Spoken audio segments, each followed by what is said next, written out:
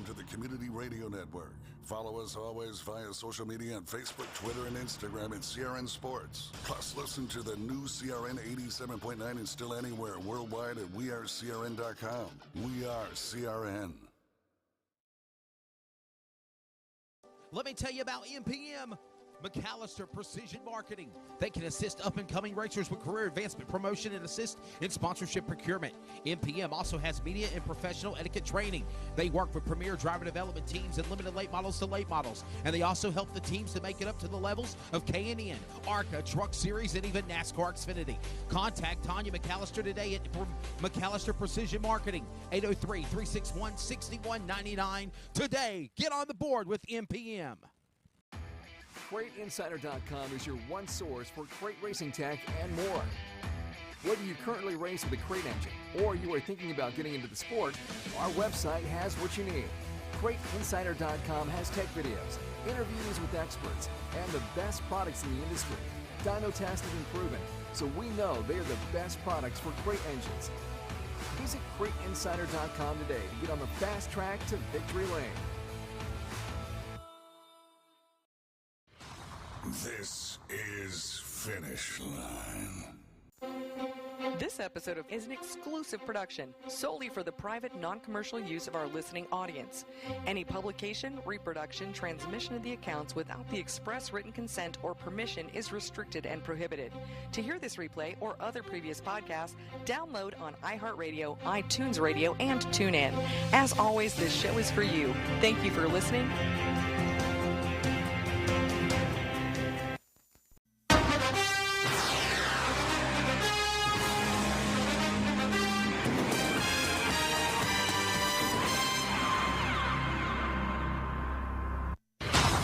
This is Finish Line.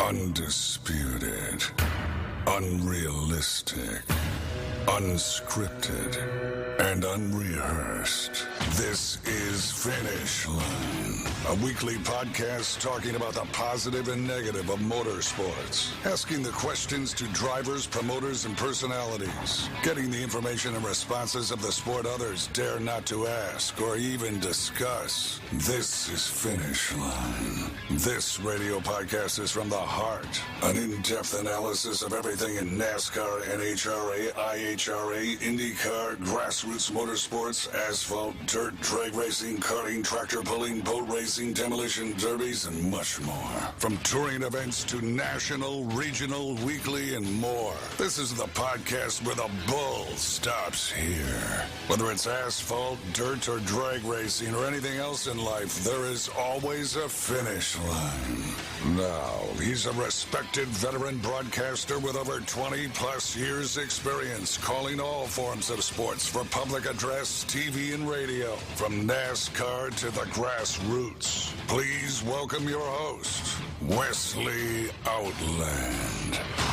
This is Finish Line.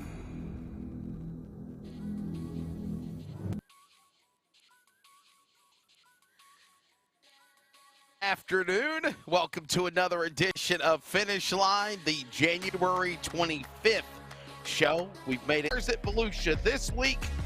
Take your pick. Racing season back upon us once again. And by the way, next week, it is the second running of the Clash at the Coliseum for the NASCAR Cup Series, also at the Los Angeles Coliseum in California. We got a driver from California. We got drivers from all over, promoters and more, on Finish Line for January 25th. Again, I'm Wesley Outland. It is a rainy, stormy day in the Carolinas. Chance of isolated tornadoes, severe thunderstorms. Right now, it is only raining, and hopefully we can be able to accomplish our show with no weather-related issues in a 2-hour window from 1 p.m. to 3 p.m. Eastern Time. This show could not be done without the help of our sponsors, as always, including the folks that are tuned in on the Fox Sports Radio affiliates throughout the Carolinas, the iHeartRadio world, also the Community Radio Network, 87.9 FM if you're in Johnston County, in the Triangle of North Carolina. And then, of course, in addition to that, also on, thanks to sponsors, CrateInsider.com, McAllister Precision Marketing, and our good friend from Texas, my cohort, my producer, the man in my ear, and co-host along for the ride. Charles Wooten is in the box, ready to go. Charles, I need to see you.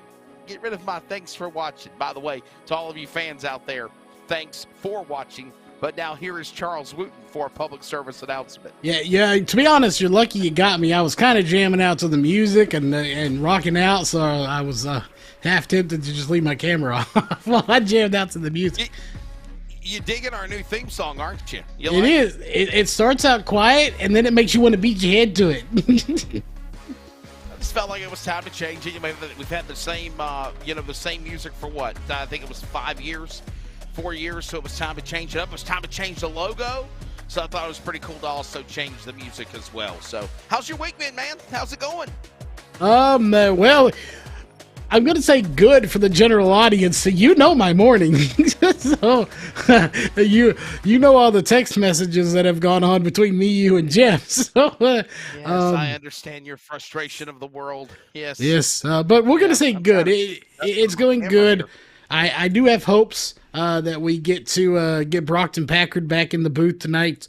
Obviously, he's probably asleep, hasn't read any messages yet, but I'm going to start calling him the prodigal child. We're going to train him, and he's already good, and we're going to make him great. We're going to make him Wesley Allen Jr. here this year. Okay, wow.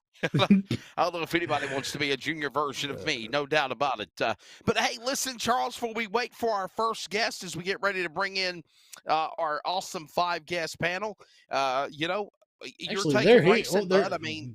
They're here actually too. By the way, you've got the race going on this weekend at Volusia with the USCS Sprint Cars, which, by the way, it's like the ASCS Sprint Cars in your neck of the woods, 360 sprints. You've got the Dirt Car Nationals on the way. You've got Golden Isles and Speed Week getting ready to crank up there for Lucas Oil. Then they turn around and go down to Bubba Raceway. Then they go to Alltech. Then they go to East Bay. You've got Daytona firing up with the Rolex 24. I mean, come on, Charles, buddy. Racing is in full swing again, my friend. Oh, it is for sure. So I won't call this person out, but we posted on Race on Texas Facebook page day before yesterday. Hey, what can we do to better our streams and better our product for the fans and drivers out there? And someone said, well, don't charge us a membership fee during January and February when there's no racing. I just did my first real life production last weekend. I got another one this weekend, and then I got one the following weekend, and then we're anywhere from 8 to 14 shows a week. So yeah, race season is here. It never really went away, but it's back full song now. There literally is no off season anymore. And I've had some people that literally try to protest that. And they're like, well, NASCAR takes off at the end of November. I'm not talking about NASCAR. I'm talking about all across the board. I know IndyCar ends in September. I know that NASCAR ends in November. I know drag racing obviously ends in November as well. But then you think about it, they're still testing. They're testing at Phoenix right now. NASCAR is with the I think I saw an email last night that said something about they're working on the exhausts of the cars and working on trying to get rid of the noise. And I'm like, we love the noise. I live for the noise. I love the noise of the race cars. Don't put no headers on these cars. Don't put no exhaust on these cars, restricting the sounds of the engines. I think that I don't like that. So, hey, listen.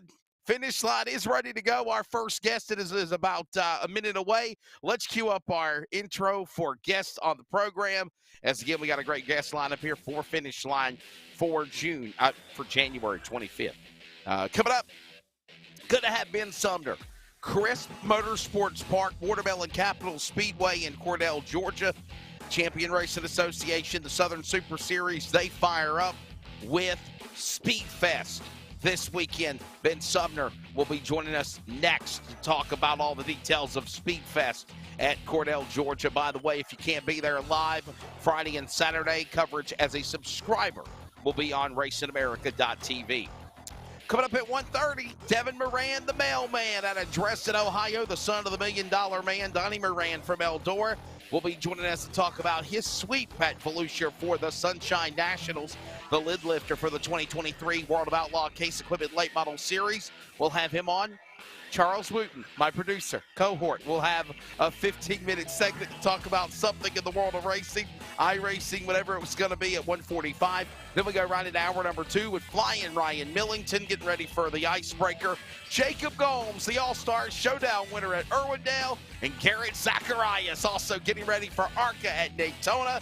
And that is your guest lineup for Finish Line. We're ready to go. Let's bring in our first guest from Cordell, Georgia, Crisp Motorsports Park, getting ready for Speed Fest this weekend. Ben Sumner, welcome to Finish Line, sir. It's great to have you, my friend.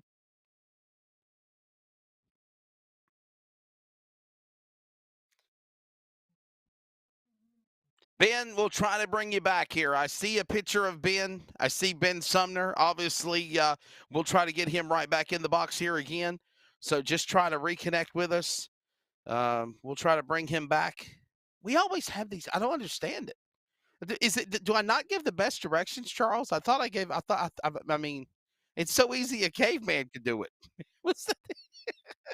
I'll be honest, since it is on the phone, he looks like he is on the phone, so he could have got a phone call. That's right. Something could have knocked him off, lost service, something like that. But yeah, we did have him for a while, and then he's actually disconnected more than once, so possibly a spot where we don't have the greatest coverage on his phone. Gotcha. He must be with Verizon, because that seems like a trend with my phone. You never know when you're going to have service. Well, let's try to reconnect with him here again, and hopefully we can bring him on as Finish Line again on the air. Our first guest is Ben Sumner, as they have got the big events going on at Watermelon Capital Speedway, Crisp Motorsports Park, and we are trying to now get Ben Sumner. Have we got him back yet? We still working on him? We are still working. I don't see he hadn't logged back in yet.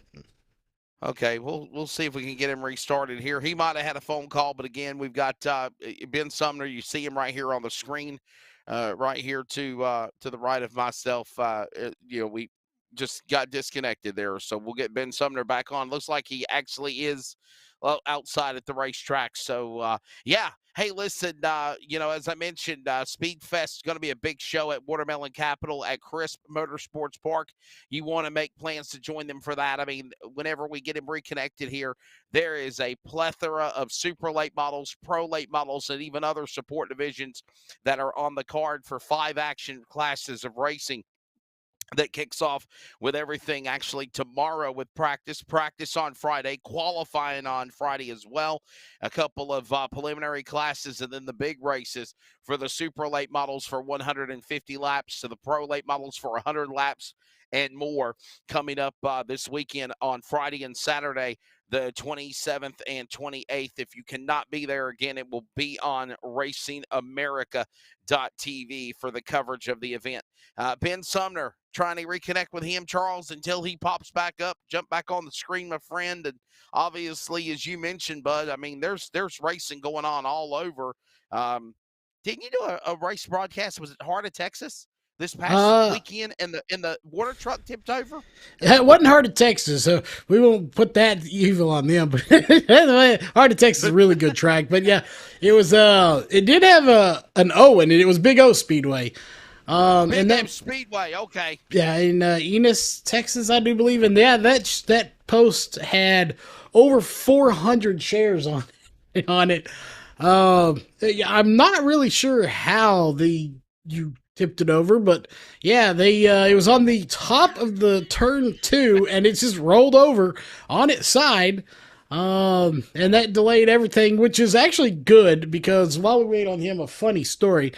Go ahead. Our calendar, Tony Fetters, if you're watching this, great guy, does a good job. But this year we didn't put the times on the calendar when these races started. So, right. Me being the wise person I am, I figured it was a night race. It's Saturday night racing under the lights.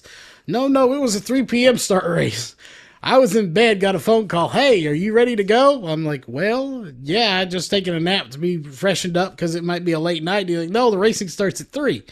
I'm like, oh wow, this is at 2:50. I had to run and get on the computer real fast. Luckily, everything was ready to go. But yeah, note stuff. I got to make sure I know what time the race actually starts if I'm going to produce it. talking about thrashing, no doubt about it, man. You literally got a phone call 10 minutes before the start of hot laps, I'm guessing, or before the drop of the green flag. Well, luckily, they were delayed because of the water truck deal, so we would have been live. We try to go live when we say we're going to go live. And I actually talked to Chris, one of the owners, and we always have on iRacing the B-roll where it shows footage of the track and stuff, and Sure. It looks like we're going to implement that from iRacing into the real world. Well, we are waiting to connect again here with Ben Sumner, again from Crisp Motorsports Park. We literally just saw a glimpse of him here just a moment ago, and then we got disconnected. So we'll try to reconnect with him again here. Again, I'll try to sell the event as best as I can until we get him reconnected. Basically, Crisp Motorsports Park, 4/10 mile track paved facility, over 100 acres on a half mile off I-75 at exit 104 in Cordell, Georgia. And again, it is the events that is the Speed Fest. It is a marquee event that happens every year. Man, I can't even think of how long this race has been going on. It's been going on a long time. Matter of fact, it's just been announced that Johnny Sauter is returning to compete in the race with the ASA Southern Super Series and the ASA CRA Champion Racing Association this weekend. Corey Heim from Toyota Racing Development, the NASCAR Craftsman Truck Series, and then other events, is also planning to attend this event as well. So definitely a lot of big talents that are coming in, no doubt, for this event here at Crisp Motorsports Park. You need to make your plans to join them for the event. Again, everything begins at 2 o'clock with racing on, features on Saturday at 1 p.m. Eastern Time, not 2, 1 p.m. Eastern Time. So again, qualifying on Friday, the preliminaries and all of that good stuff. So we're trying to get Mr. Ben Sumner here. Is he back with us? Is he connected again? Not Charles? yet. He's not. And this is one downside to a show like this. When you talk to the popular people that are putting on big events, is they may be pretty popular and have stuff going on, but we don't have him connected just yet. But hey, maybe he's not here, but maybe that means maybe he's getting a call from Dale Jr. Maybe he's coming to this race too. You never know. Yeah, by the way, I have just received a text message from Ben Sumner, and he says, and I quote, "Lost service where I'm at. I apologize." So I think he's trying to find a different location to try to find signal, and we'll give him another 12 minutes, I guess, as we do have everybody time stamped, and we'll just continue to promote this race the best of our ability without having Ben Sumner on here, because it is for the segment of the show. Here's all details at Crisp Motorsports Park on social media, CRA-racing.com, SouthernSuperSeries.com. You can order tickets in advance by going to the social media platforms and getting all that taken care of. Timing and scoring will be on Race Monitor.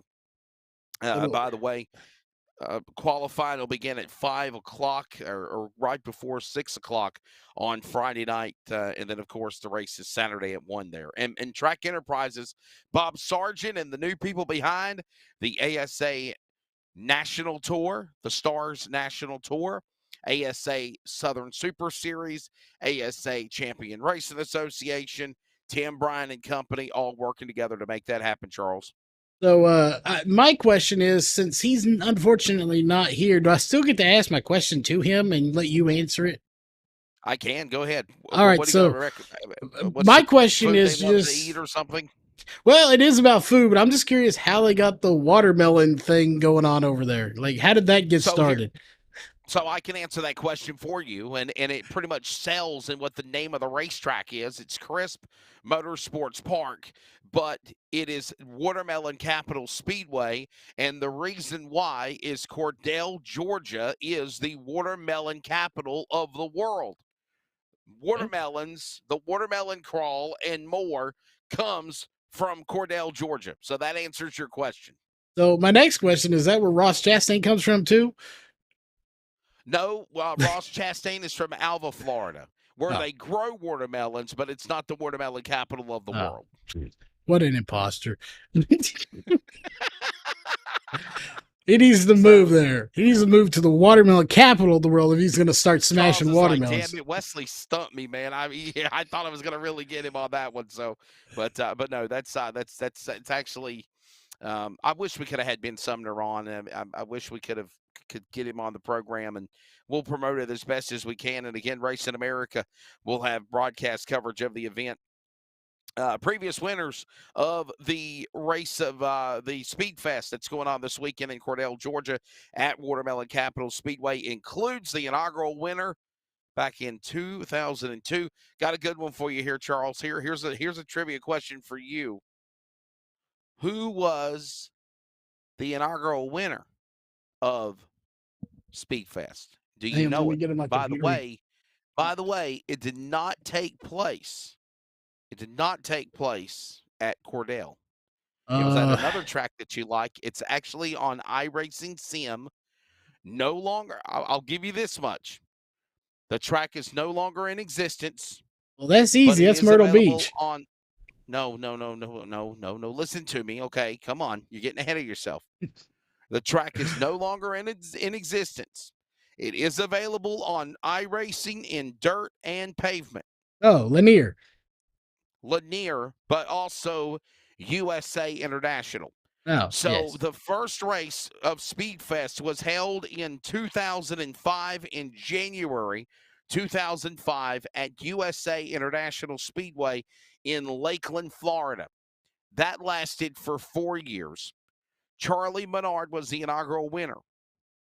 And, of course, Charlie Menard is very popular with the Menards family, Paul Menard, and Menards, obviously, with the ARCA series. Mike Pitts won it in 2006. Eddie Hoffman, one of the greats of racing back in the day, won in 2007. Mike Pence, like the vice president Mike Pence? Mike Fritz. Fritz. I said Prince. Did I say Pitts? I'm sorry. I meant Mike Fritz.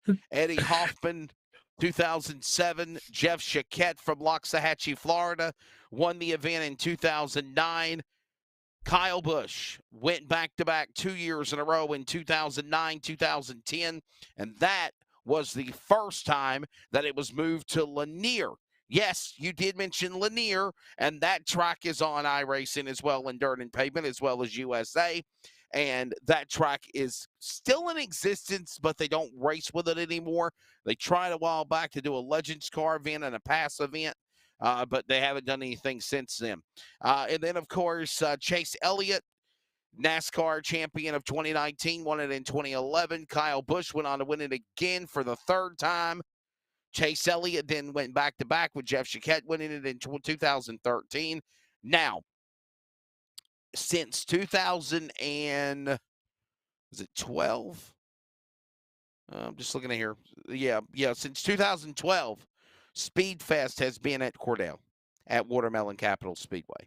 So yeah, a little history of the event that is Speedfest. It's a pretty big popular show, Charles. It sounds like it's been going on for many, many years.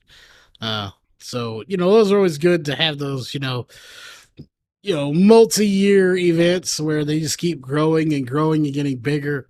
And speaking of events, I'm not going to say what, but I have reached out to a fellow colleague of yours and friend and I think boss about potentially working with some of these tracks to put on some events. I won't mention his name, but it rhymes with Atrick. So,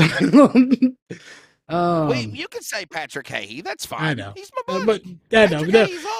I reached out to him. We promote Racing America. It's all good. Yeah, nothing solid. He's reaching out to his people because, 2023, we want to kind of bridge that stuff. We want to do some events here on the channel, and we want to, try to get some of these tracks involved to get them exposure as well.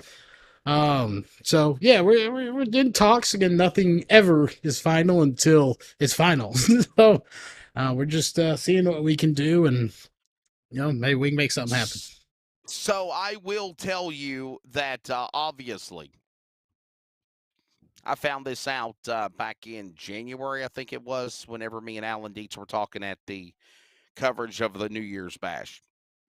Racing America is going into a different platform.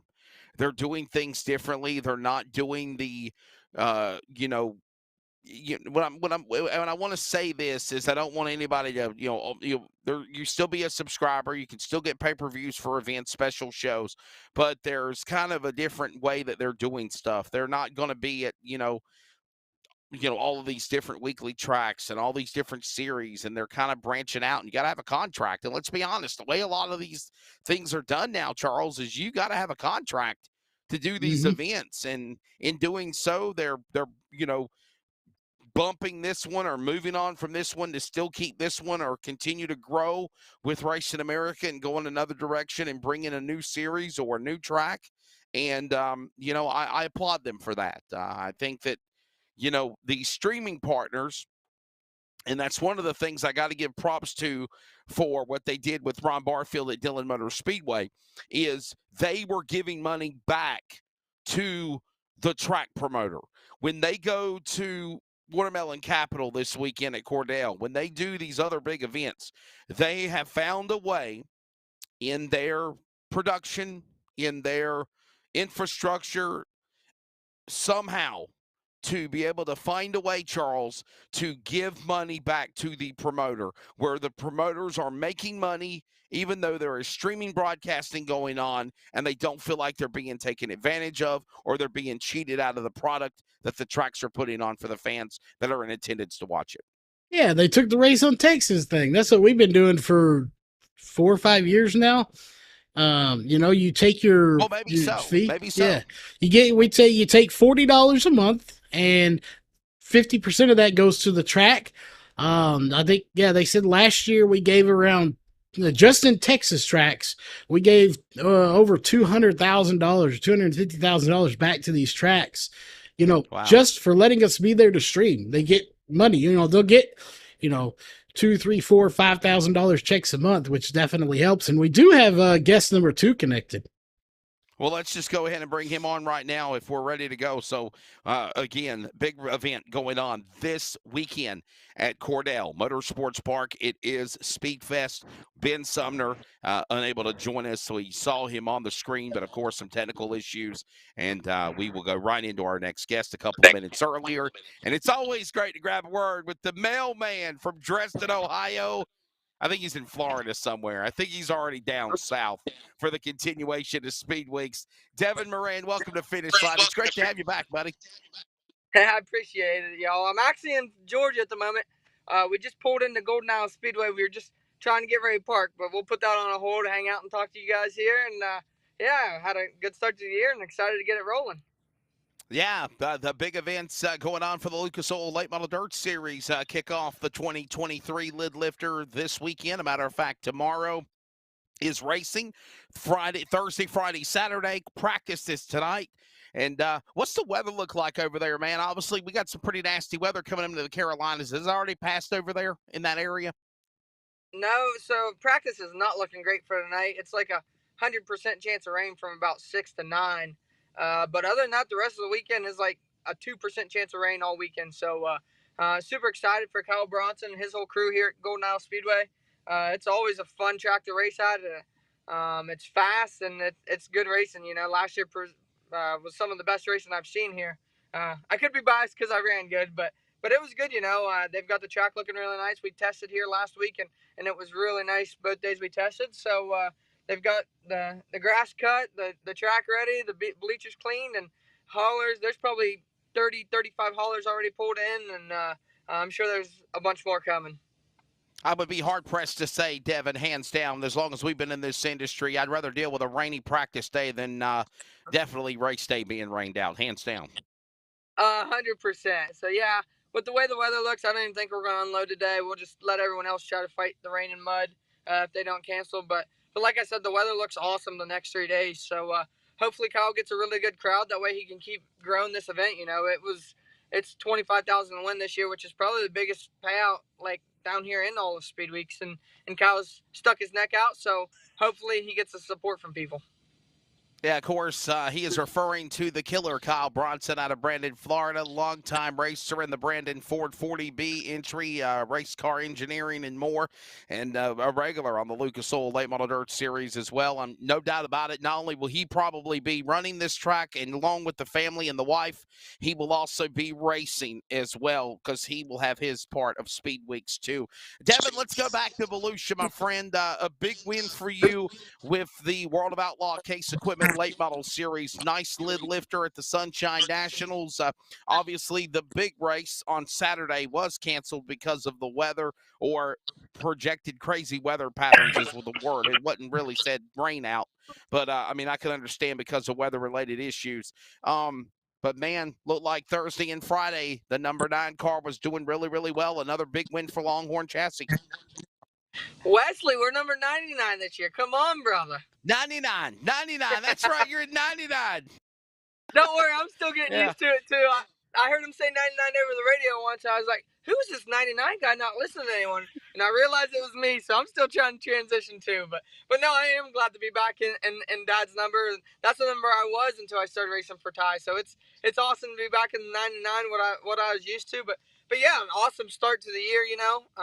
I've never been so bummed that a race rained out because like we were so good the first 2 nights. I was looking forward to the big night on Saturday at the Volusia, but the track was really good. They had really good racing both nights, so it made it a lot of fun. It was a complete 180 from what it was there last year for the Sunshine Nationals. So they did a really good job on laying all that dirt back down, and track prep was awesome. You know, yeah, I can't emphasize enough how great it was, and to get the year started with Double Down Motorsports, Lazy Days RV, yeah, this Longhorn car was rocking and rolling for sure. Have you pull out a broomstick, man, because you were trying to sweep at Barberville, Florida, no doubt about it.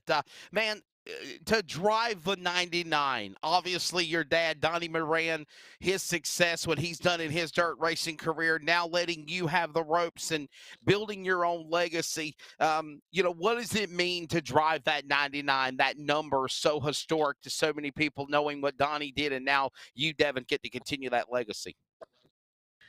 It's one of them deals. It's like it's kind of just back home. You know what I mean? I'm working out of Dad's shop again.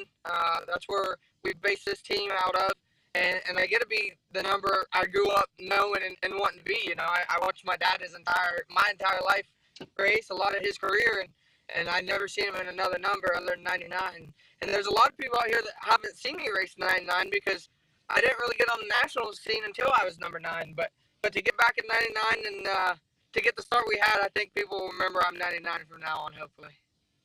Well, Devin Moran joining us here on Finish Line. Of course, the man picked up wins in the World of Outlaw Case Late Model Series. I got to ask you, Devin, are you being the points leader, obviously, for the World of Outlaws after the Sunshine Nationals? Are you on the fence? Are you going to run Lucas Oil? Do you assess things at the end of Speed Weeks? What do you do, buddy, moving into running towards a national championship possibly?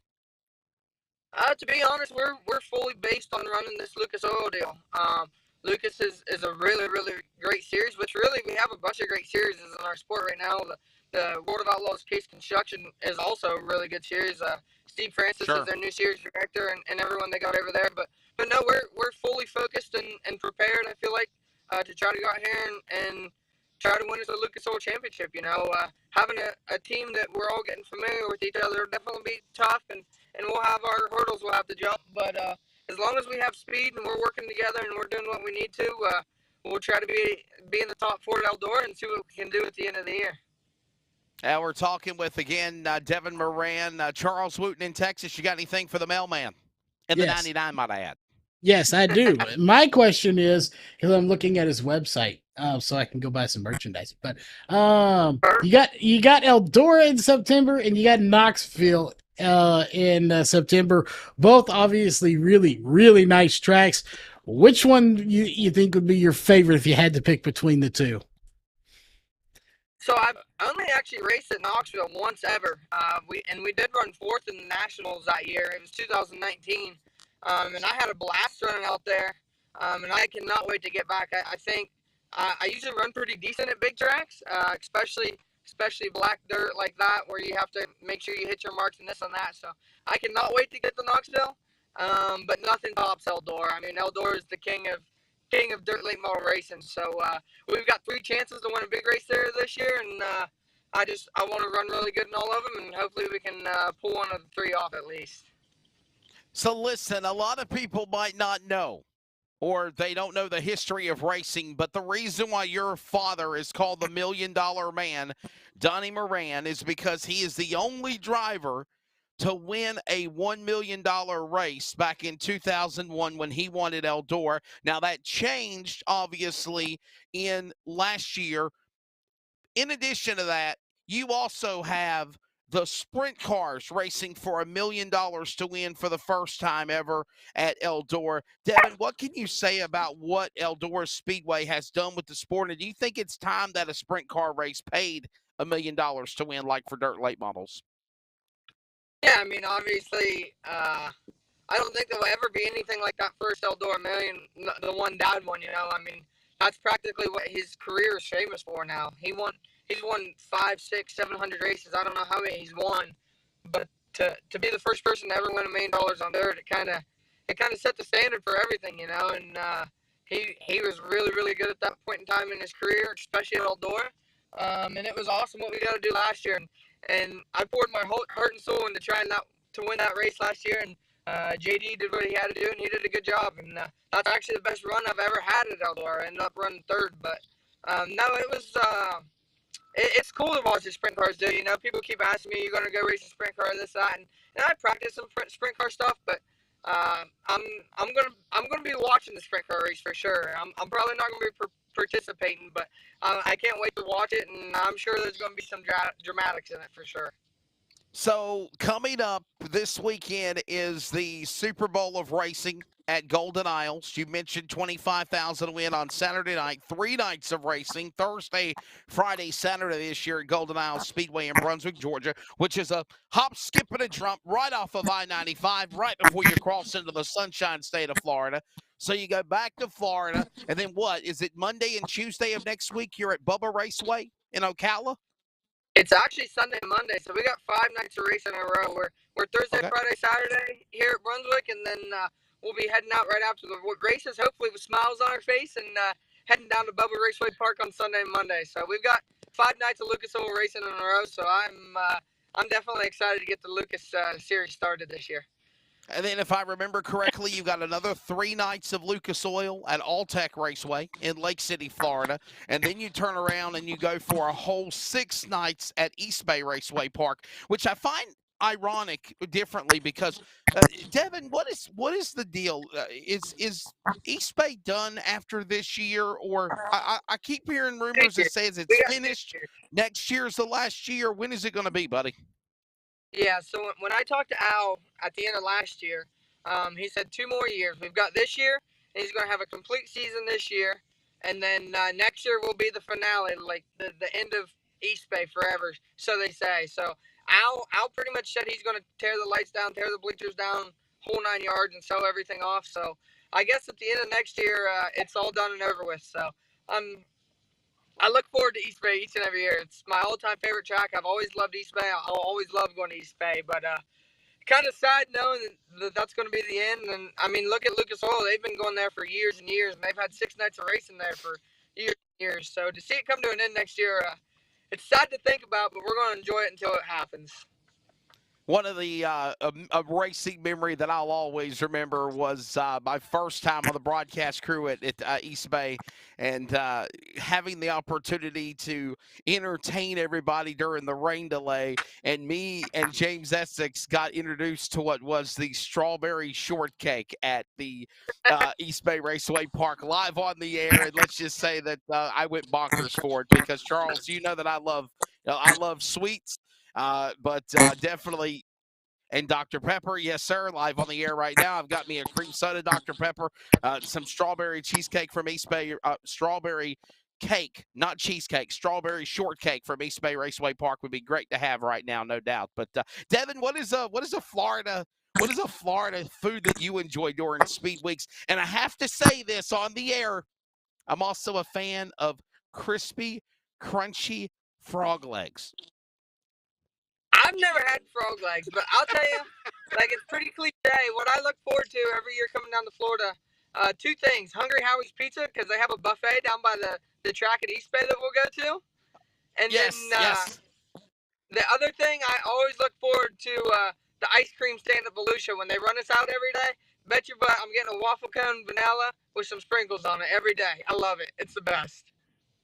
Listen, let's go back to your win, of course, at Volusia on Friday and Saturday. It looked like your car just seemed really, really strong. I saw the highlights on Dirt Vision, and, man, it just seemed like you said, everything just worked perfectly for your wins. And something else that somebody messaged me about the other day, all dirt late model wins this year so far have been won by drivers in Longhorn chassis and super late models. That's got to be a testament to how great these chassis are.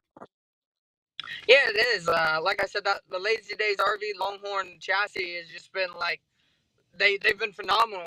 Everyone's been, you've seen guys have been jumping into them and being fast right off the rip. You know, these were two brand new cars we got with Double Down Motorsports, and when we tested, really the one I'm racing that didn't quite feel as good as the other one, but that was kind of our primary car that we decided, and we wanted to run it. So it feels like it's been really good, and everyone else has been really good. JD's been good. Bobby's been good.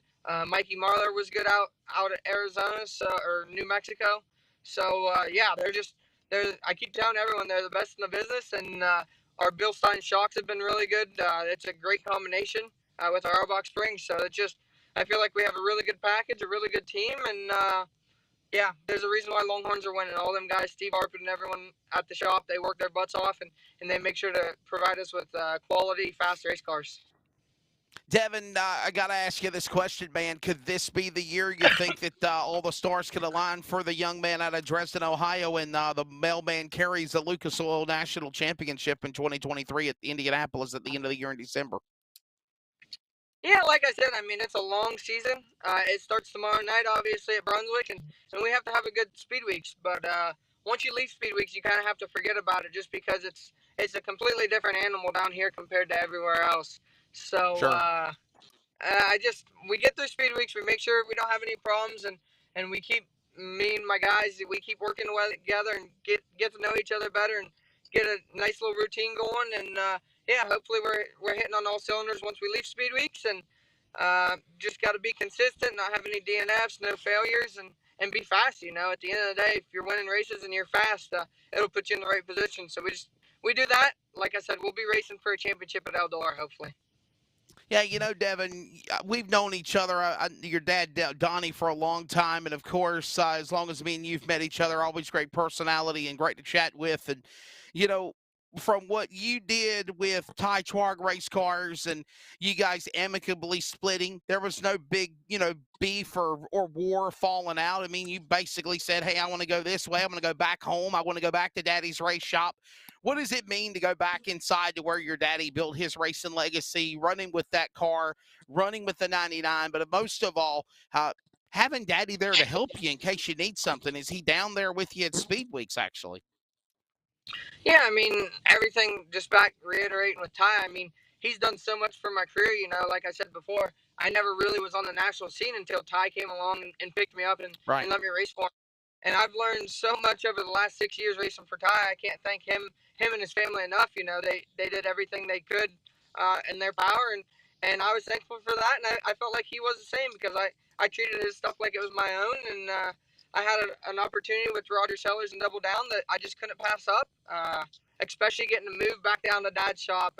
Just so many things are awesome about this deal. It was hard for me to move on to switch to not switch to it, you know. So Ty was really cool about the whole situation. He was really appreciative, and he's got a really good driver again. You know, I think him and Nick Hoffman will have a great year. But back to having Dad with me all the time. He isn't at the races all the time. He wasn't at Volusia or anything, but him and Mom are actually driving down. They're going to be at Brunswick this week, and they'll be at East Bay. And yeah, you know, it's a deal where it's kind of my own program, my own deal, but he's always there giving me ideas or thoughts, or if I've got a problem or something going on, he's got the knowledge that he can tell me what I'm doing wrong and how to fix it. So it's awesome to have someone like him over my shoulder tell me what I'm doing right or wrong, and tell me what I need to do to get better or give me ideas. So Yeah, it's great. I mean, there's only two people in dirt late model racing that's won $1 million to win. So if you can't look towards them guys for a little bit of tech advice and some support and stuff, then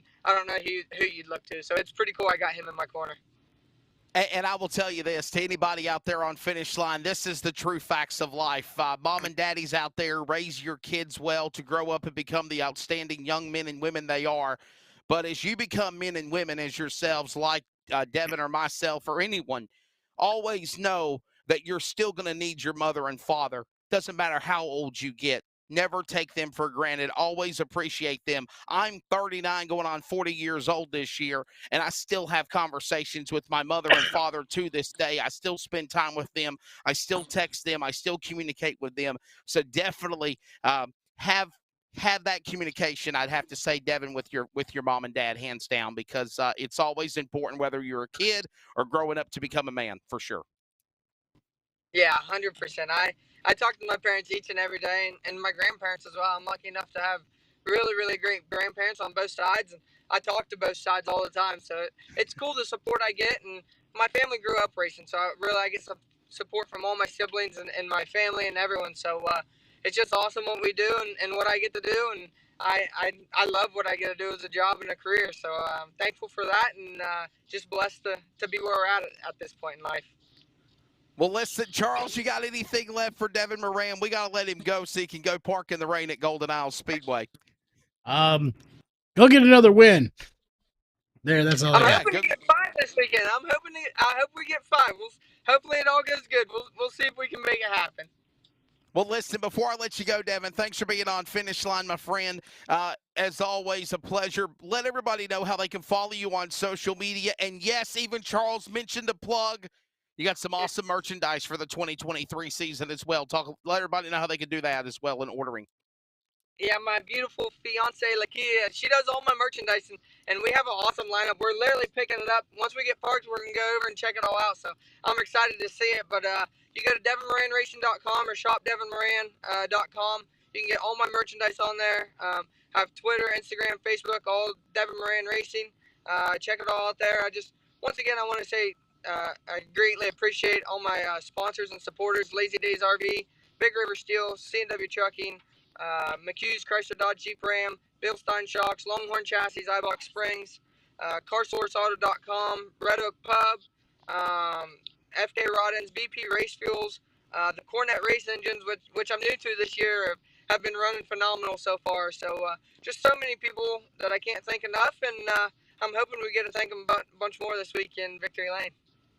Well, buddy, thanks for your time. I'll see you down in Speed Weeks very, very soon. Not this weekend at Golden Isles, but I've got some other obligations for the weekend. But I'll be down in Florida very soon, and hopefully we'll run into one another. Thanks for what you do for the sport as an ambassador. Congratulations on Volusia, and be safe and have fun at Golden Isles and Bubba Raceway this week.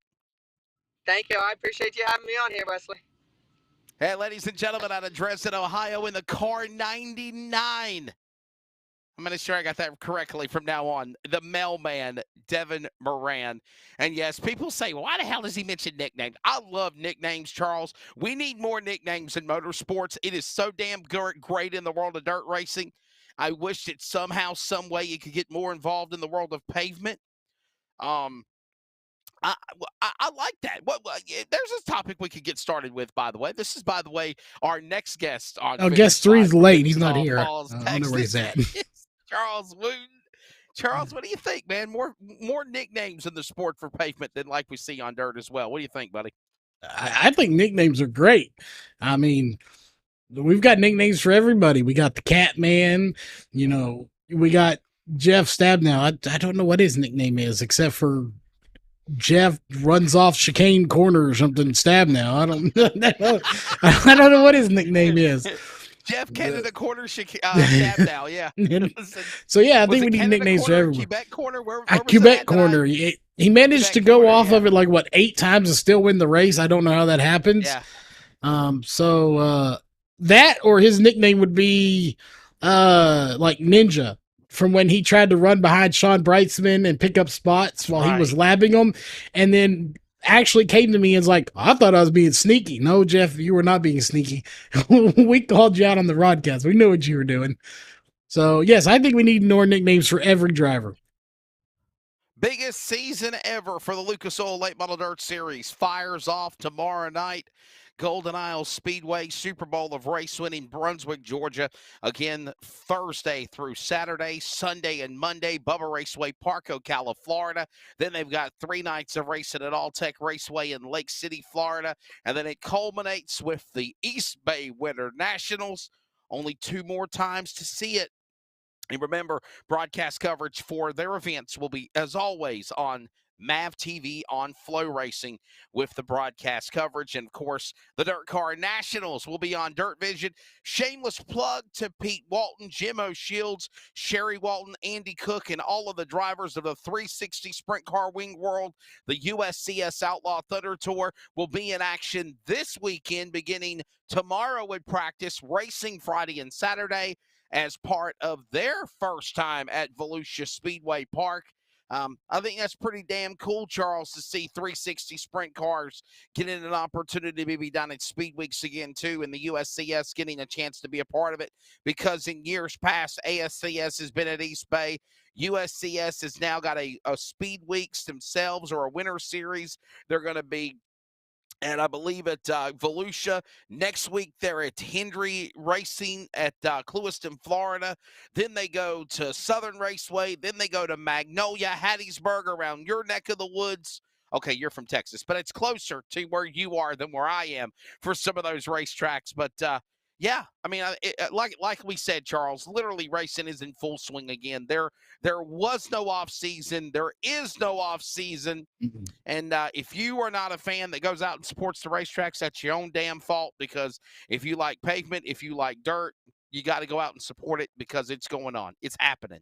Yeah, you know, speaking of it going full song, we're racing full time again. That's something we could talk about. Is, you know, Yeah. I love these series like, you know, Lucas Oil, ASCS, all of those, Tony Stewart's All-Star Series. My one gripe with every series out there is Okay. stop going to the same tracks 14 times a year. You know, I understand you want to go to Volusia, but, you know, go to Volusia in January. Expand out and go to some of these other tracks, you know, further, you know, different areas. So we'll have to agree to disagree on that. And here's my reason to why I disagree with you. When you go to a certain track and you've been there for so long, you build a rapport, you build a relationship, you build a chemistry, you build a family base, if you will, with the track, with the promoters, with the series, with the drivers, and most of all with the race fans. So in doing so, that builds up the events in the community.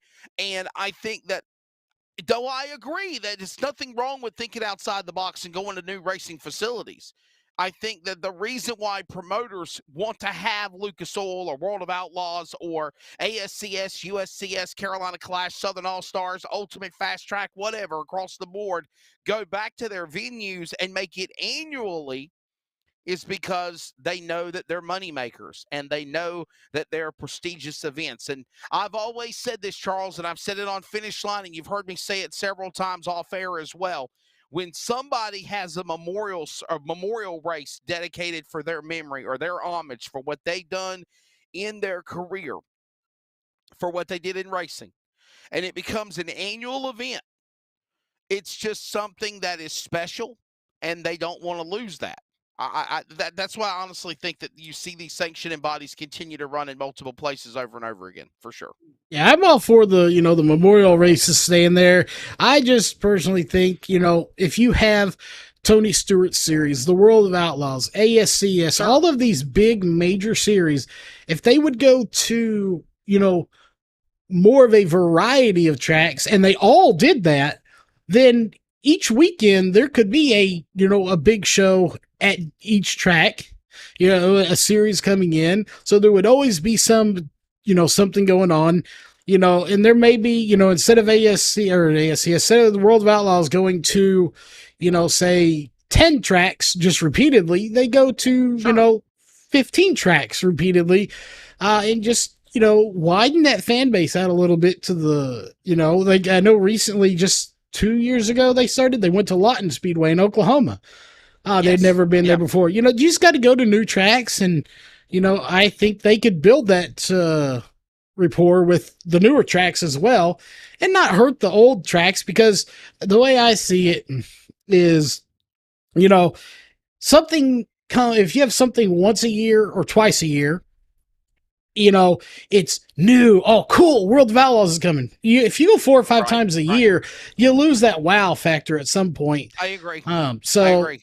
And from an aspect of selling, merchandise as a driver out there, you make your t-shirts, you make your hoodies for that year. Well, if someone's already bought them the first time you're out there, they're not going to probably buy it second and third time. It's the same hoodie. So, if you go to new tracks, that's more places for you to sell that merchandise for your drivers. I don't know if they get a cut of it or not or what, but, I think it would just overall benefit for, these series to go to different tracks throughout the year and instead of staying with the same, 6 or 7 tracks.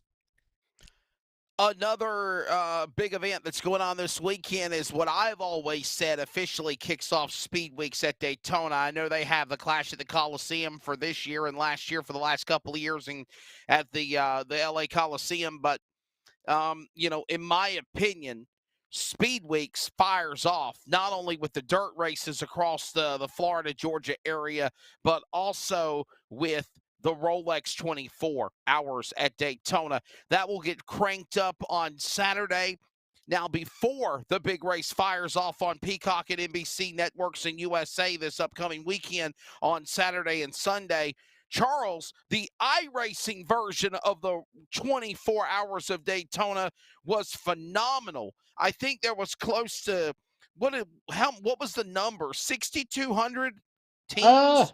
Over thousands of drivers. I mean, the 85 or 90 splits is what we were told for a 24-hour race. Well, hang on, we'll look it up. We'll get the stats. Guy. You know I am. I'm looking it up right now here on iRacing.com, and I just want to throw this out here. The numbers were astronomical for the iRacing event. And I just want to throw these details out here one more time because what an event it was, hands down. Here's your stats right here. For that 24 race, there were 16,651 declared drivers, 4,191 teams, 85 different splits. So that's 85 servers. Obviously 24 hours and, one race. So, there were a ton. 4 time slots. Yes. All 4 time slots of the United States occupied. That is the Eastern time zone, where I live in North Carolina, the Central time zone in, of course, Charles' neck of the woods in Texas, the Mountain time zone where Jeff Stabnow lives in Montana, our boss of our broadcast coverage for Rocket Racing Media and iRacing on LSRTV, and then, of course, Jacob Gomes, who won the All-Star weekend finale at the All-Star race at Irwindale for the Spears SRL Tour in California Pacific time, who is coming up on finish line very, very soon. Amazing. I said it before, Charles. I will say it again. Damn it all. We have got to broadcast a Rolex, 24 hours of Daytona next year. I'm going to refrain from commenting on that statement at the moment. I'm saying it. I'm telling you right now. I'm telling you. I want it. I want it. I want it. Wesley wants it.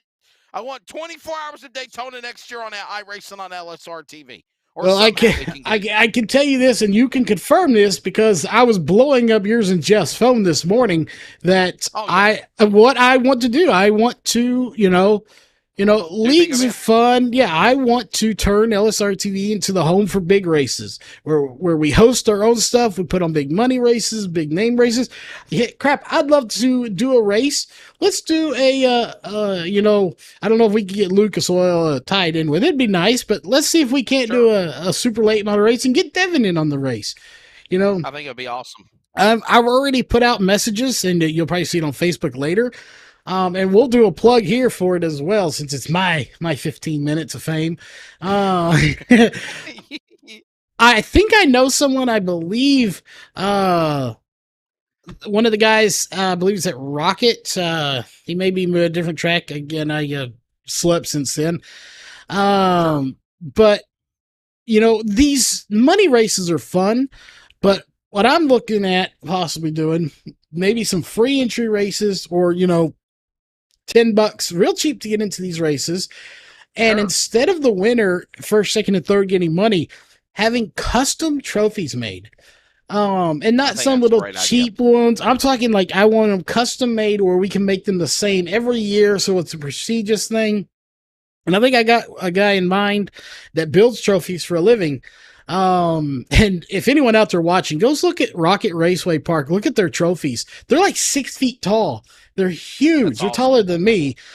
So, I'm thinking do something people really haven't done. Do some really nice custom trophies. And Charles, a majority of anybody that is a race car driver that runs you ever talk to, they will tell you, we don't do this for the money. We do it for the trophy. We want to see our trophies hanging up. We want to see our checks hanging up on the wall. We want to see all that, and I'm going to jump on this tangent before we get ready to go to break, and we bring in our next guest, flying Ryan Millington, to talk pavement late model racing of the Icebreaker in his season as well. I'm in no way knocking iRacing. I'm not knocking any of the series. I'm not knocking any of the people that created this industry or this madness that is the hub of sim community. But in my opinion, they are paying too much money for virtual sim championships. And to me, it is outlandish. And my last name is Outland. I think it is crazy that you run a Lucas, or you run Lucas Oil, or you run the eNASCAR Coca-Cola series or whatever, and you get $300,000 purse, $100,000 to the champion, when you got other drivers, Charles, that are running for a national championship that don't even pay $20,000 to win at the end of the year. I'm not knocking the fact that this is building up character. It's building up drivers for the future to get hopefully from a virtual to a real race car. But I think the price tag has got so crazy that I think that is what's made this iRacing community blow up to be what it is. But I think also it has also ran a lot of people off. Listen, I tuned into your Press Box Motorsports podcast the other day. I watched the replay of it the other morning and sitting here in the office. Terry Radford had some great pointers. He talked about Ray Afala not running the series last year because he felt like he was being beat. The competition was there. He talks about new rookie drivers that are coming in. And I'll mention another driver that he mentioned, but he didn't say that he could win. Charles, hands down, and we know this from what we covered on Sim 500, Daniel Falkingham is a hell of an iRacing virtual driver. He could be somebody that could come as a rookie driver in the eNASCAR Coca-Cola Series and win in 2023. So, again, I'm not against it, but I just think the price tag has got so crazy. We got to find a way to bring that down. We have to, hands down. Yeah, it is definitely huge. I'd love a chance to win that much money, but yeah, I said, I want to quit announcing and start to run and put everybody in the wall because that's what I would do. Yeah, but yeah, that's what I said. Money's nice, but I want to do something different. I want, hey, be a big trophy. We got our next guest. He's already connected. Snazzy hat he's got on. I will talk to him about it, but I think money's nice. Especially if you got real bills and stuff like that in the real world. But, for a sim race, if you pay $10 to get, a 5-foot trophy, I think that's awesome. You can hang that on your wall or, maybe set it on a shelf instead of hang it. And you got a 5-foot tall trophy that says, I won this big race against some of the best on iRacing. I think people will go, nuts to get that trophy. Jacob Gomes, Garrett Zacharias, and Ryan Millington joins us when we come back. Hour number 2 of Finish Line returns after the break. Welcome to the Community Radio Network. Follow us always via social media on Facebook, Twitter, and Instagram at CRN Sports. Plus, listen to the new CRN 87.9 and still anywhere worldwide at wearecrn.com. We are CRN. Let me tell you about MPM. McAllister Precision Marketing. They can assist up-and-coming racers with career advancement, promotion, and assist in sponsorship procurement. MPM also has media and professional etiquette training. They work with premier driver development teams and limited late models to late models. And they also help the teams to make it up to the levels of K&N, ARCA, Truck Series, and even NASCAR Xfinity. Contact Tanya McAllister today at McAllister Precision Marketing, 803-361-6199. Today, get on the board with MPM. CrateInsider.com is your one source for crate racing tech and more. Whether you currently race with a crate engine or you are thinking about getting into the sport, our website has what you need. CrateInsider.com has tech videos, interviews with experts, and the best products in the industry. Dyno tested and proven, so we know they are the best products for crate engines. Visit CrateInsider.com today to get on the fast track to victory lane.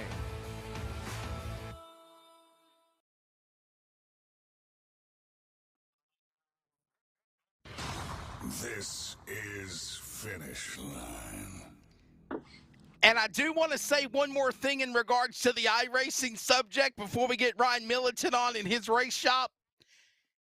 I do prop NASCAR. I do prop iRacing and eNASCAR for doing the college series and having the opportunity to give college students a chance to get money for scholarships to build in towards their education. I will say that I give them a prop for that. But Ryan Millington, you played iRacing before. I got to get your question on this. If you're winning $100,000, $50,000 for dirt, pavement, whatever in iRacing, and you're only winning $25,000, $30,000 for a national pavement real series championship, there's got to be something wrong here. Am I right or am I right? I hear what you're saying for sure. Man, it sounds like I'm doing the wrong thing. Need to focus more on the iRacing side of this. I was going to ask you, have you done iRacing before, Ryan? I've messed around on it a little bit, but not a whole lot. I haven't put much time into it. Gotcha. So definitely me and you would probably get on the racetrack and we'd probably wreck each other because we don't know what the hell we're doing. I would have to assume so, yes. Well, listen, ladies and gentlemen, on the program is the driver of the number 15, Ryan Millington. He joins us out of Burlington, North Carolina. Thanks for being on. I ran into you a couple of weeks ago at testing at Florence, going to Myrtle Beach, and I know you're shaking the car down, getting ready for the Icebreaker, the 8th annual Icebreaker, which, by the way, for 5 years was at Myrtle Beach, which is now dormant, 3 years here at Florence. And, man, it's shaping up to be another exciting season of racing for you, buddy. Thanks for being on the program for the first time here. Yeah, absolutely. Thanks for having me. Yeah, it's going to be an exciting year. I can tell you the Icebreaker, it's going to be a big bang. There's probably going to be, 35, 40 cars hopefully, and it's probably going to be one of the highest competition races we run all year. So it's going to be a lot of fun, and I think we got a good piece. We've played around a lot all winter after 400 didn't go so great for us. So, we put some work in and really tried to come back for the Icebreaker and bring a competitive piece. So I think we got a pretty good car right now. So we'll just have to see how that goes. You know how it is. Your car looked really good during the winter session test that I saw you a couple of weeks ago at in January at Florence. But obviously it's a different world whenever you got 40, 30 screaming late model competitors right beside you at the same time, isn't it, buddy? Oh, 100%, man. You can go practice as much as you want, but you really don't know how you are till you show up on race day, and you just start running laps and the track gets rubbered up and the weather's always different, and you can only do so much testing, and at the end of the day you just got to race it, and just that's where you really learn how to get fast, just race them and just keep on working on them. Well, Ryan, what's the plan, man? I mean, obviously, I know that you're getting ready for the Icebreaker, but I know you've won some races at Ace Speedway. Obviously, you've won some Cars Tour events before. Think of also you winning late model wins last year for NASCAR at Hickory Motor Speedway. What's the itinerary for you and the 15 late model team for 2023? Yeah, I think right now we don't have any plans set in stone, but we're definitely leaning towards doing a good majority of the Cars Tour races. We ran a couple of them at the end of the year last year, and we had some real good outings. So I think we're finally getting to the point where we're competitive enough to finally start doing those races. And we've never really committed to doing them just because financially, if you really can't run up front, it's hard to go do it. Sure. It just doesn't make sense to do it. So I feel like we're at a point this year where we can jump in, run, 8, 9, 10 of them and actually be able to compete and maybe break even at some of them. So that's our plan as of now. We're going to do that and run some bigger shows and also some local races at the same time. So I got to ask you this question, and Keely Dubinsky, we're going to get her on Finish Line here in the next week or so. I wanted to get her on last week, but of course she had the awards banquet, and then I've got other things going on.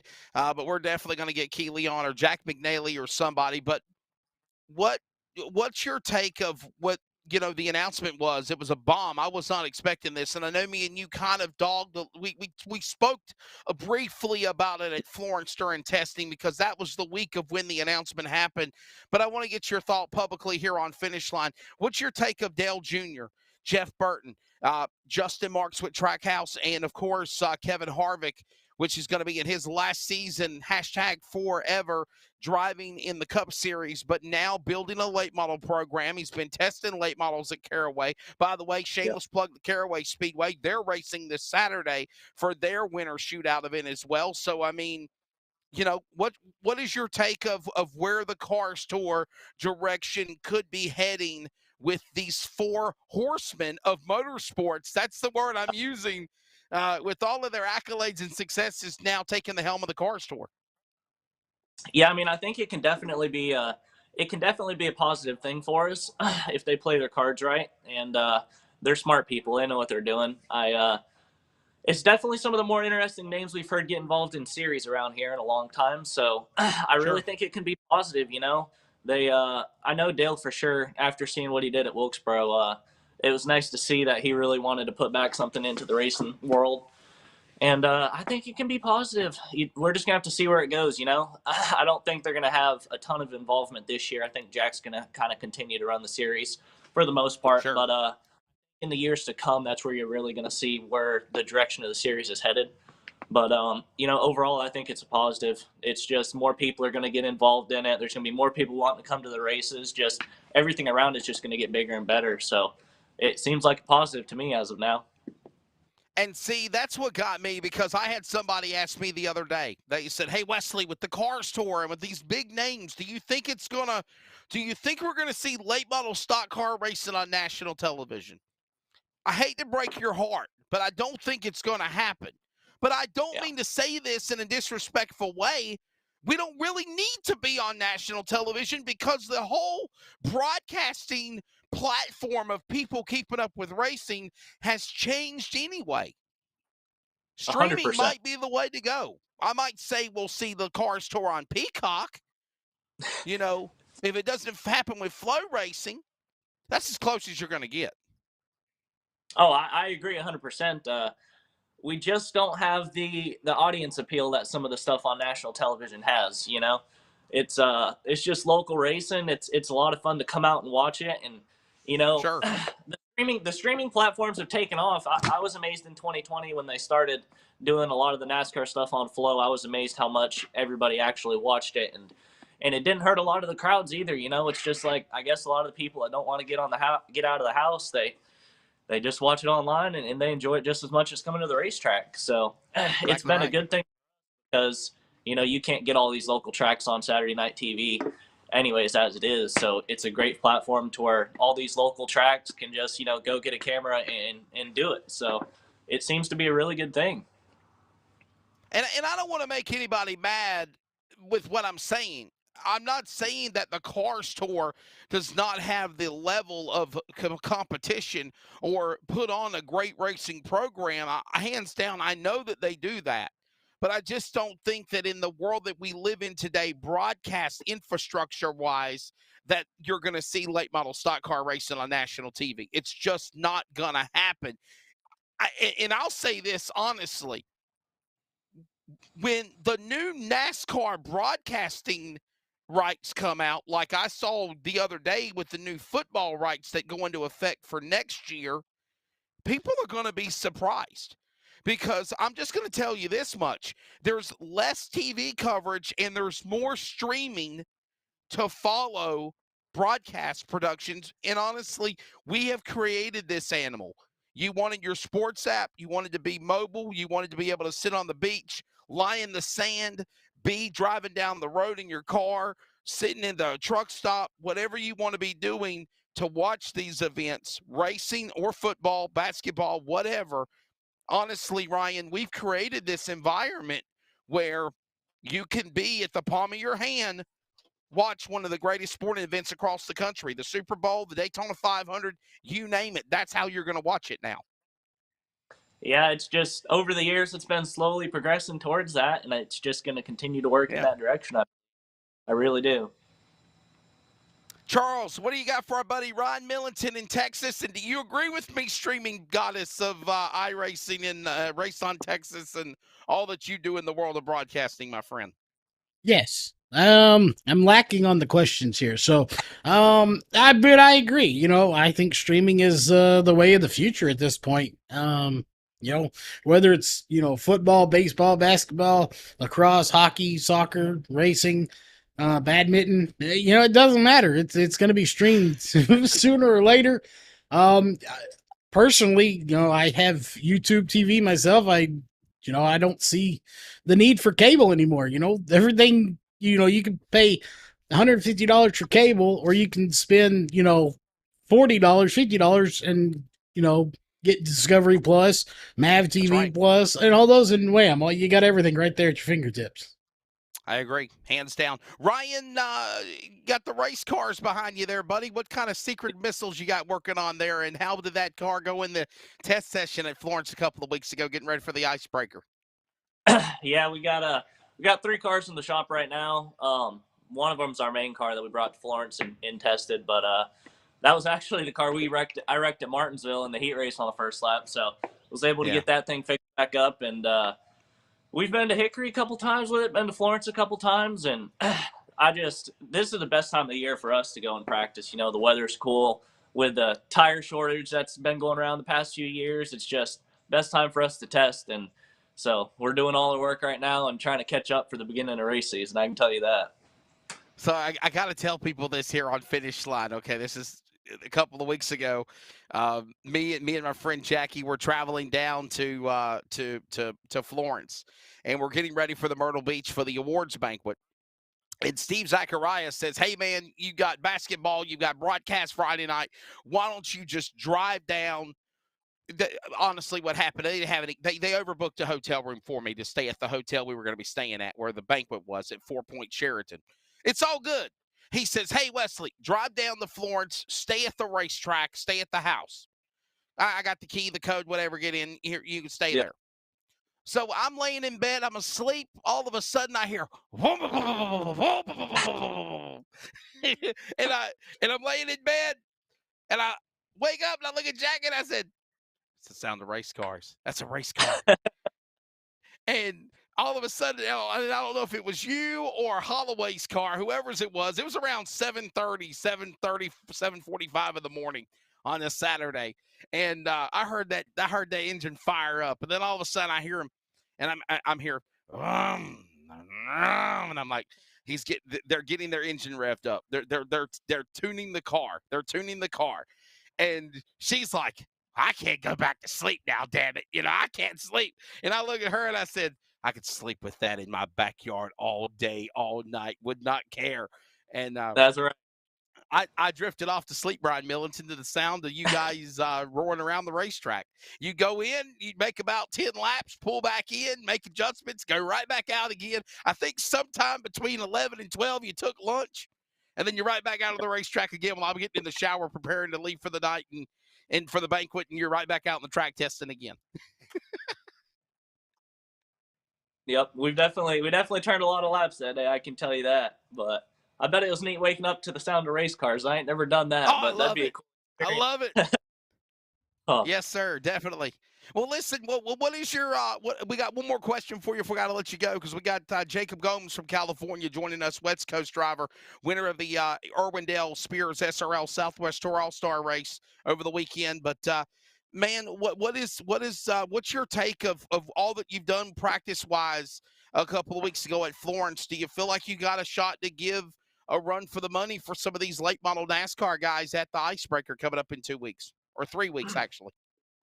Yeah, I believe so. We missed it a little bit at the 400 from the time we unloaded out of the trailer. I knew we just weren't good. Gotcha. That's kind of our backup car that we ran there, so it wasn't a great outing. And it did give us a direction that I knew I had to work towards, so that was a real good thing, and it's given us 2-3 months to really just try to massage it and get where we needed to be. And I feel like we're finally pretty close. We went back down the week after you were there, so this past weekend we went again, and we're planning on going Saturday again, just really putting in the work, just trying to find some speeds, so I know that's what it takes, and we're going to keep doing it and try to have a top 5 run at the Icebreaker. That's our goal. It really is. Well, Ryan, man, it's always great to grab a word with you, man. We've known each other for a long time, back in your days when you started at Ace Speedway and more, and it's amazing to see where you're at now with your career. Continued success in all that you do. God bless you, man. Look forward to seeing you in a few weeks at Florence, and hopefully we'll be talking to you in Victory Lane. Yes, sir. Thank you. I appreciate it. Sponsors, by the way, before I do let you go, thank your sponsors. It's like Victory Lane on Finish Line without the trophy. Yeah, I got to thank Bob Seville. We couldn't do any of this without him. He's helped us out the past 4 or 5 years, and Leisure Time Rentals, which is his company. And, yeah, that's about it. We're a pretty small operation, so got to thank him and Leisure Time Rentals and my dad for all he does, too. So, well, buddy, thanks so much for your time. I'll see you in a few weeks at Florence. Ladies and gentlemen, from Burlington, North Carolina, in his race shop, got the number 15s ready to go. That is course flying Ryan Millington. Check him out at a racetrack near you, of course, at Florence at the Icebreaker. And remember, it'll be live thanks to the NASCAR streaming partner, Flow Racing, February 11th. We're going to go down to our next guest. We go all the way to the West Coast from North Carolina at our studio to Texas, where the Fox Sports Radio, Rocket Racing Media Productions are with Charles Wooten, all the way to California, where currently it is 2:22 Eastern Time PM. It is 10:20. Is it 10:20? Yeah, 11:20, I think it is, Pacific Time. Welcome to Finish Line, Jacob Gomes. It's great to have you on the program, buddy, and great job winning the All-Star race at Irwindale over the weekend. Thank you. Thanks for having me on today. By the way, I want to send a big shout out to Michael Bourne as well. I hope you are doing well, my friend. Just some of the people in the chat box. And, if anybody out there has any questions for any of our guests that are within reason and that make sense, we'll ask them here on the show. Like Jacob Gomes from Manteca, California. Of course, Jacob, big win. Man, what does this go with? Wins championships for the Spears SRL Southwest Tour. Man, you are kicking ass and taking names and getting ready for the Chili Willy this weekend. We're actually not going to run the Chili Willy this weekend. We got our next one's going to be at Five Flags for that Stars Tour in March. I think it's like March 13th. Wow. Yes, sir. March 11th or something.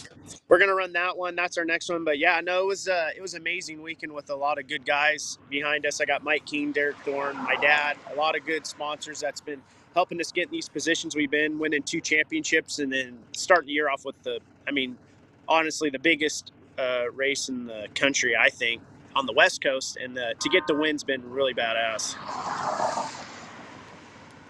To win the All-Star Showdown, obviously, as you mentioned, Jacob, it is so historic because, believe it or not, a lot of people don't even know this, it used to be a NASCAR-sanctioned event. It was the NASCAR West and East Series, and then it was the programs of the All-Stars and it was a short track NASCAR showdown event, and it was really big, and it got TV exposure. It used to be on Speed Channel. It used to be on the radio because I was one of the radio guys back in the day.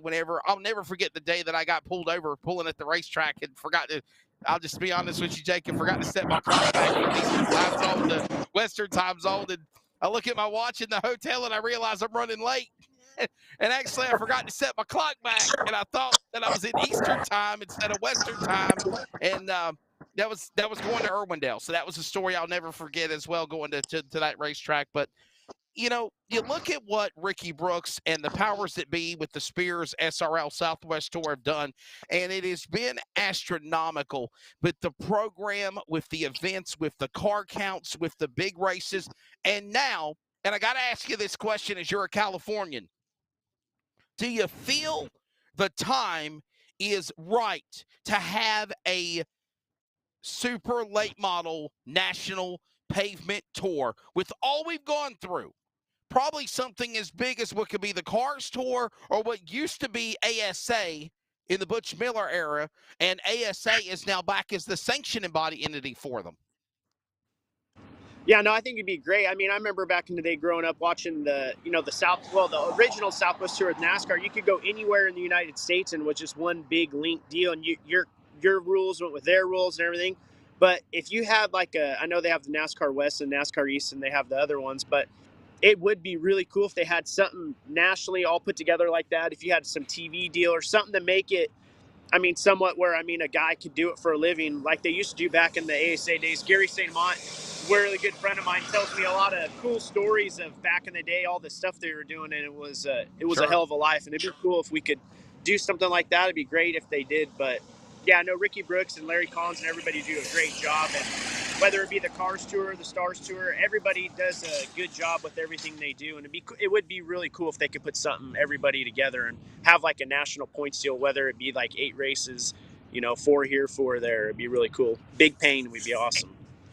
And I don't want to take anything away from what Rookie Brooks and the people that have, with SRL have done. They've got an SRL. They've got an SRL National Tour. Matter of fact, I really think, and I applaud them, they're the ones that I think that gave Bob Sargent and Track Enterprises the boot in the ass to say, all right, guys, look at what we're doing here. Here's an opportunity. You need to look and see at what you can do with it. And then you get Tim Bryant with the Southern Super Series. And, of course, with Champion Racing Association, Glenn Luck and R.J. Scott, they give up or they don't give up. They sell their portions of the company, and they turn it over to Joe Balish and, of course, Bob Sargent, Adam Mackey. And then, of course, you see what they've done now with also bringing in the ASA National Tour and having that also be with the Southern Super Series, with the Champion Racing Association, like at Speed Fest, like what you're going to see this weekend at Cordell, or what you did last week at Irwindale, like what's coming up at Five Flag Speedway in March at Pensacola or other tracks. And listen, hands down, and I think you just hinted on this a few minutes ago, whether it is the SRL National Tour or whether it is the Spears Tour or whether it is ASA Southern Super Series Champion Racing Association or the ASA National Tour, they're the same cars, they're the same entities, they're the same bodies. Hopefully it could become a national deal where the powers that be can sit together and let's make a 10 or 15 race national schedule. Let's run California. Let's run up in Washington State. Let's run at Berlin. Let's run New York. Let's run in Florida, and let people know what the world of super late model racing on pavement's all about. Yeah, no, I think they could do it. Like if you had Larry got 2 and the Stars got 2, and if Florida got 1, and if they could all get together and do some deal together, it'd be really cool. You could put on a good 10 race series that pays $40,000 to win, have a good points fund, and then if you really wanted at the end of the year, finish it off at the Snowball Derby, and that would just end the whole thing. Because hands down, that's probably one of the greatest races in the country. Going to that last year was unbelievable. But you could do something like that and make something pretty big, I feel like it would be just as good as NASCAR on TV. Jacob, let's talk about your career, buddy, how you got started. And, of course, man, you've been having some pretty good success the last couple of years. And I think this is our first time ever having you here on Finish Line. But I have followed your success over the last season or so. Yeah, no, I started out when I was 6 years old driving dirt quarter midgets at a local racetrack with my dad, and just grew up, loving racing. And Ron DeLosa, one of my dad's good friends and a good family friend, has been a big influence on our career. And Bill Andrietta with Sunny Valley Smoke Meats, just a lot of guys that have been around my life, forever, just pushing us and moving up all the way through till I was old enough finally to drive a late model at 16 at the local racetrack, and then won National Rookie of the Year in 2009, won an SRL championship in 2015 and last year, and just trying to win as many races as we can in between. And it's been a long career. I'm 29 years old. Feel like I've been racing every day of my life. Charles, you got anything for Jacob Gomes? And I got to ask you this question in Texas, bud. Do you agree with what me and Jacob were talking about of building a pavement super late model series? Do you think, as somebody that's a fan of dirt, that it's time to see something like this happen nationally for pavement short track racing? First off, pardon, I missed part of that conversation. I had went to the little racers room, so I apologize for that. But two, yes, I think there should be a national thing for it, especially if everybody can get on the same page. And I think that's a big part of racing anyway. Why tracks fail, classes fail. Period. People need to get on the same page. Maybe if you have an expensive series and a cheap series, whatever, find a middle ground, to where people can afford it, but they can travel and have, a national series and national set of rules, and all the tracks adopt it. You have more tracks you can go to. And I think it's overall, a good thing. And my question for Jacob is, I heard some cars honking. So do they know you, or they're like, honk, honk, I know this guy, he's famous. I want to stop and get his autograph while they're driving by. No, I was actually in the truck with my dad and brother. We're on our way. I'm a farmer that's my job, every day trying to fuel my addiction of racing. And I pulled over on the side of the road or in front of one of our ranches, and everybody's just honking, and I don't know what they're doing. Well, they know you. That's what it is, for sure, definitely. And listen, Jacob, to a lap, or you're standing too damn close to the highway. Don't get hit, okay? To elaborate more of what we just were talking about, of finally a pavement national series from the East Coast to the West Coast. I mean, could we elaborate and say that it just can't be about purse money, Jacob? I mean, it's got to be about taking care of the drivers as far as getting to the racetrack, whether it be hotel accommodations or not saying that the series has got to pay for your hotel bill, but give you a discounted rate for hotel rooms, or with truck stops, a place to sleep for the night, fuel, helping out with the fuel, obviously, helping out with tires, with gasoline, racing fuel. There's got to be things that contingency-wise have got to also come to hand, besides just trying to give you $10,000-$15,000 cash. Yeah, no, and they have good contingency things with the SRL. I mean, everywhere you place, they have a different sponsors the position and everything. But if they had even payout through everything, if they could get a whole series together with a bunch of people with even payout through it, would be pretty cool. But hands down, racing's, it's not cheap, and it's not getting cheaper. It's really expensive, and tires are going up, and just the cost of racing is just astronomical, and travel's a big cost of our whole thing. And but I feel like if they could get something together like that, like the old ASA was, and you go to 10 short tracks and it's all over the country, and you'll get local guys in that area to run it, and everywhere you go, and then you might get 12, 15 guys that are like, hey, let's go for it, because it pays big. But it's sad to say that racing's come down the money. I mean, that's part of the reason why some people aren't racing. It's just so expensive, and it's hard to get to the track. And I mean, it's just it's a hard cost to live in. Coming up in about 8 minutes from right now, actually now 7 minutes from right now, we'll have on our final guest for Finish Line for January 25th, and that is, of course, Garrett Zacharias, getting ready for ARC at Daytona. We got some more questions, of course, with Irwindale and the All-Star winner, Jacob Gomes, but Charles has another question for you, Jacob.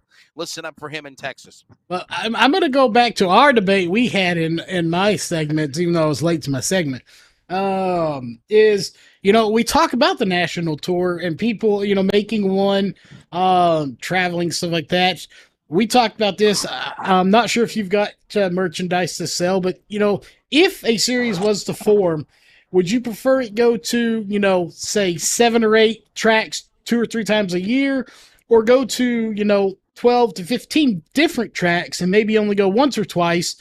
That way, if you sell merchandise as a driver, you can get that merchandise to more people versus going to the same track and trying to resell what you've already sold to the same people again.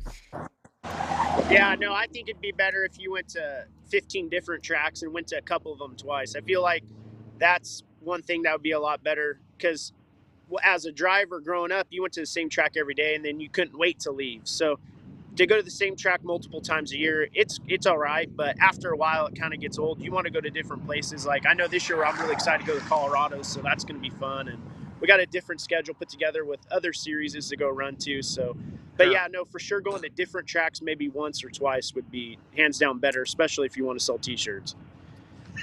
Let's go back to Irwindale. Obviously, man, I saw some of the highlights on Spears SRL-TV. What a strong race car you had for that number 16. It looked like as soon as you jumped out in front, you know, your car looked really good. But in it, can I also say you had to pace yourself because this was an all-star race. So there was a different format than what the other normal SRL Tour events were like. What was the mindset going into the race and then, of course, being there at the end for that $25,000 championship win? Yeah, I just kind of knew like it was a 200 laps. You got to break it into two pieces. And the first half is pretty much having good track position for the last half, being in the right spot at the right time, and having a good game plan put together for what you need to do for the changes at the halfway break. You got 7 minutes. So just kind of, I knew how good we were. I knew we didn't have a fast qualifying car, but I knew we needed a good race car for the first half. So they made a lot of good calls at the halfway break, and the second that restart hit, I drove down to the bottom, it stuck, and I knew, I was like, okay, this is going to be a good night now. You mentioned, you know, going to Pensacola, running the Snowball Derby, and obviously there were drivers from the south like Bubba Pollard from Sonoy, Georgia, that traveled down to Irwindale this past weekend. Or you think of Jeremy Doss, or you think of Derek Thorne, the Snowball Derby champion, people that we've had on Finish Line many times over the years like yourself, Jacob. You know, what's your thoughts of East and West and Northern and Southern people, or, you know, the personalities and the relationships that you build with them? And do you think they could all be able to form a big national, you know, platform and get along with each other? Oh, I 100% think everybody could form together. And the only difference I believe in the East and the West is when you race the West your whole life, you're good on the West. When you run the East your whole life, you're good in the East. But the reason why a lot of people, I feel like the East gets more recognition than the West is there's a lot more racetracks in the East, and that's completely obvious. I mean, you could go to a racetrack within every 10 miles. So that's why they get big recognition. They got all these big races, been there for 70, 80 years, you know, going forever. And we have, on the West Coast, you only got 3, 4 of them, and half of them are dying away. And it's hard to survive in California as a racetrack. So I don't know. I for sure think if you got Bubba Pollard and a lot of guys together, hands down, you can have a heck of a series, I believe. Would you consider, Jacob, moving from the West Coast to the East Coast if an opportunity came for you to be able to race per se full time and get out of the farming life if you could? Oh yeah, my bag's already packed. I'm ready to go. It's been packed since I was 4 years old. That's all I ever wanted to do. But I mean, like I was saying, it's hard to live, and you got to have a job, and just it's all about money. And I've had a lot of good people behind me doing what they can do to help me out. And I kind of consider racing like fishing. It's all luck almost sometimes to get the right spot, the right opportunity, the right thing to do. But if an opportunity arose, I'd eat top ramen and live in a travel trailer if I really could. See, me and you have to agree to disagree on this, because I'll be honest with you, Jacob, I hate fishing. And let me tell you the reason why. When I throw a damn fishing rod out in the ocean or a lake or wherever, I expect to hear it catch a fish. I don't want to sit there with a rod for 3 damn hours and wait for that little ball to drop into the water and then try to fight for a fish dead. When you're fishing, you want to fish. You know, and then you got people telling you, don't talk. Don't be talking. You're going to run the fish away. Look, I talk for a living, okay? You brought the wrong damn person to a fishing trip on a boat. We supplement. If we ain't catching fish, we supplement with beer. So either way, you're going to have a good time no matter what. Gotcha. Well, Jacob, listen, buddy, we got a couple more minutes. Garrett Zacharias is joining us here in a few moments as our final guest on Finish Line. I tell people this all the time. It's amazing how we get on the air and 2 hours flies by just as fast as we got on. But before I do let you go, what's your plans? I know you said you mentioned, of course, going back to Five Flag Speedway in Pensacola for the March ASA Stars National Tour event. That's the lid lifter for the series. That's the launch of the series for Bob Sargent and Track Enterprises. Where else will we see you run this year in 2023? Our whole goal is to run the full SRL as of now. That's what we're doing. We're going to run that Stars one. We're going to run, I think there's 2 more, one in the summer, one in the fall. I think that's for the championship for the Southern Super Series. And then we're running the Derby again. I plan on running Arkansas at I-44. I think it's in Arkansas. Running I-44 with SRL National, and we're thinking about running the All-American 400 or Winchester, but we're just kind of going as we go. I know we're going to have a busy schedule no matter what we do, but we plan on racing at least 12 to 16 races. Well, you mentioned Snowball Derby, the crown jewel of them all. Obviously, it is considered the most prestigious short track race in all of America, the Snowball Derby. But you mentioned Winchester, Indiana, which, by the way, they're covered in snow right now. Okay, I saw pictures on social media this morning of a blizzard over there in Winchester, Indiana, the high banks of the world's fastest half mile, and then of course. Another one is the All-American 400 at Nashville. But I got to ask you, is Oxford 250, Oxford, Maine, is that a race that might be on the horizon for Jacob Gomes too? Oh, I'd be cool too. I want to go everywhere we can. We're trying to figure out logistically wise how to put a car back there. We want to figure something out. I really want to race as much as I can, but Oxford would be cool. I raced on iRacing. I think that's the one with the big old mounds with the light poles coming out of it. Yes. I love racing street stocks there, because if I'm not doing good, I just start launching it like Dukes of Hazzard. So I think it'd be cool to go run there too. Charles, you're buddy now with Jacob. You got an iRacing guy here. Yes. I don't recommend doing that in real life, but if you do, you better make sure there's a camera going, because I'd love to see a real car go launching off one of them things, as long as it was, strapped in and keep him safe. I think I want to say I saw it on YouTube. I think a car launched and landed on a pace car there like a couple of years ago. I think I have it on my TikTok. I'm pretty sure that was the racetrack. I'm not sure.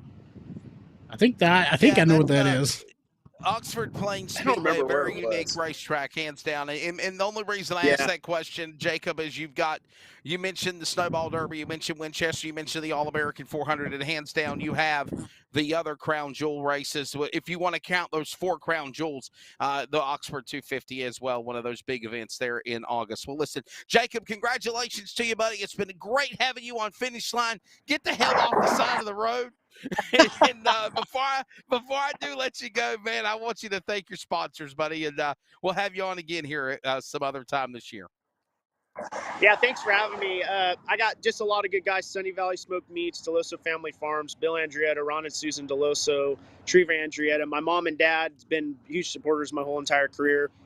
Just a lot of good people: Mike David, Davis Racing Products, Frontier, Dave Reeves, Automotive, OCD Detailing, just Nutrient just came on this year. We got them for a little bit. Studio 10, and just it's been a good run these last couple years, and we're hoping to polish it off as good as I can, as long as I can. And is your name Jacob Gomes? Did I say it correctly? Yeah, no, you're saying it good. Everybody else calls me Gomez sometimes, but no, it's Gomes. I was going to say I butchered a lot of names in my life, but I wanted to make sure I kind of had yours correctly. So that broadcast school paid off, at least for once, for me. Jacob Gomes, thanks for being.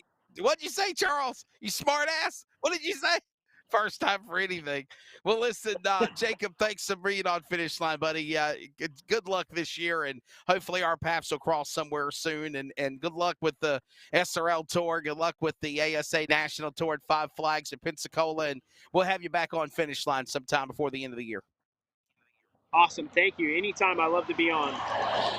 Not a problem, buddy. Thank you very much. Ladies and gentlemen, of course, from Manteca, California, that is the driver of Mr. Jacob Gomes, the Spears SRL Southwest Tour All-Star Showdown winner of 2023 at Irwindale Speedway in California. We are awaiting our final guest. Is it Garrett Zacharias? Charles, is he here with us yet?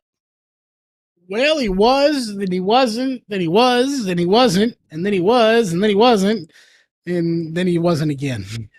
Well, you get back on camera, okay? So, at least have somebody on the camera. I mean, I love the logo, but we get the logo on the top. Thanks, everybody, for watching. I can say that to you here live on the air. I just like seeing Charles on the camera. I zoomed in my camera for you. Charles, do you ever just do, just take one of your little toy cars that you have, on your little table, and you sort of kind of roll it across the screen, vroom, vroom, whatever. You got a car in front of you. You got the 19 in front of you. Why you want to move another car? No. Now we get the helmet too. Oh, I'm digging the helmet. Wow. It was Okay, I autographed like at the one helmet. time, but you can't really see it anymore. It kind of got rubbed off when I was trying to put it on my dog's head. What kind of helmet is it?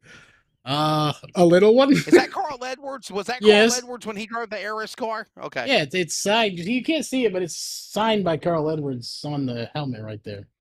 Hey, It's look very at this, small. Charles. I was working on roof flaps before they were ever invented. Of course you're. Over there, yeah, that car's autographed too. You can see it right there on the windshield. Everything's autographed. Oh, hey, we got him. We got him back. Yay! I was so fascinated with the helmet. Let's get it back on here. By the way, we got a lot of severe weather.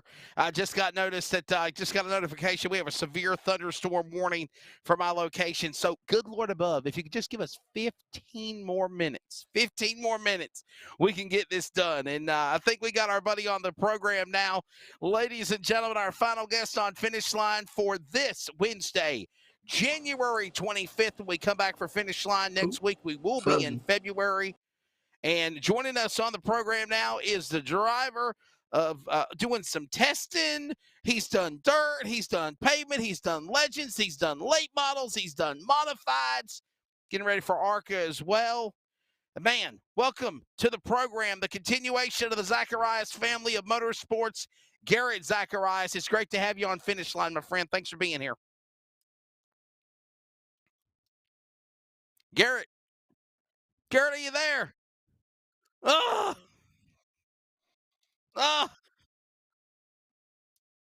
too damn long of an introduction. Let's bring him back. Garrett, are you there? Garrett, don't move. Don't touch your instruments. Put people on block. Don't let nobody call you. Welcome to Finish Line, buddy. Hey, how are you guys? Oh, we're just cutting up and having fun, man. For sure. Thanks for being on the program today, man. You just got in from school, right? Yeah, I actually just got home a couple minutes ago. Gotcha. Well, listen, racer of what? Modifieds, late model, super stock, legend cars, you name it, you've done it. What does it mean, Garrett, to have now your legacy of what you're doing with the Zacharias name in motorsports? It means a lot. Getting the call to go, like I said, a couple weeks ago down to Daytona to drive the ARCA car and get approved for the series is just unreal. I've worked so hard for this, going through the short track stuff and getting to run a few late model races as well down south and just getting my feet wet. And then finally getting the call to go down to Daytona last week and doing that was just insane. What was the criteria that you had to meet with ARCA? And obviously it's NASCAR. It is NASCAR. ARCA Menard Series has been owned by NASCAR for about the least 5 years or so. What type of structure mandates did you have to go through that would allow you to get the license to be able to super speedway with the guys at Daytona if you choose, or if you got a ride where you could run in February for the Lucas Oil 200? Yeah, it was sort of easy, kind of. It was just kind of just head out there and just be smooth. Don't do anything really outrageous. Pretty much enter the racetrack, exit the racetrack as cautious as you can. Got some drafting in that really helped the team progress with their data and everything with the new car. Just pretty much just be safe, just run laps, run as many as you can without hitting anything. We did that just well. So it went really well. It was it was just a different experience on the race car. I was pretty used to it with driving the late model and everything down south, and just got more exposure to get my name out there and hopefully get a ride here and just look for the funding here for possibly next season. Garrett, are we going to see you at the Icebreaker, bud? Is that a plan to see you down there at Florence coming up here in a few weeks? That was the plan, sir. But as of right now, I don't think it's going to be what we're going to be able to do. We're trying to save some funding here to actually buy an ARCA car for next season for the Daytona race to team up with Emerald and Gaze Motorsports. That's the plan right now. We're going to mostly focus on our short track stuff up here as much as we can with the super stock. Just try to get more wins underneath our belt and just see if we can get the funding by the next winter just to get a car ready for the ARCA for next season. Now, Garrett, where do you live at, buddy? And how cold or snowy is it up there in the Northeast where you live? Yeah, I live up in Cantor, New York. It's about an hour and a half from Syracuse. Right now, we just got hit pretty hard this afternoon with, let's see, we probably got, how many inches do you think of snow we got? 6. Probably about 6, 7 inches of snow right now in the past Wow. hour. So y'all are getting 6 inches of snow, and we are getting a chance of tornadoes and severe thunderstorms in North Carolina. That is absolutely crazy. The other day, Charles, you said you got snow in Texas, didn't you? 80 degrees 2 days ago, and then snow on the ground. It's melting finally.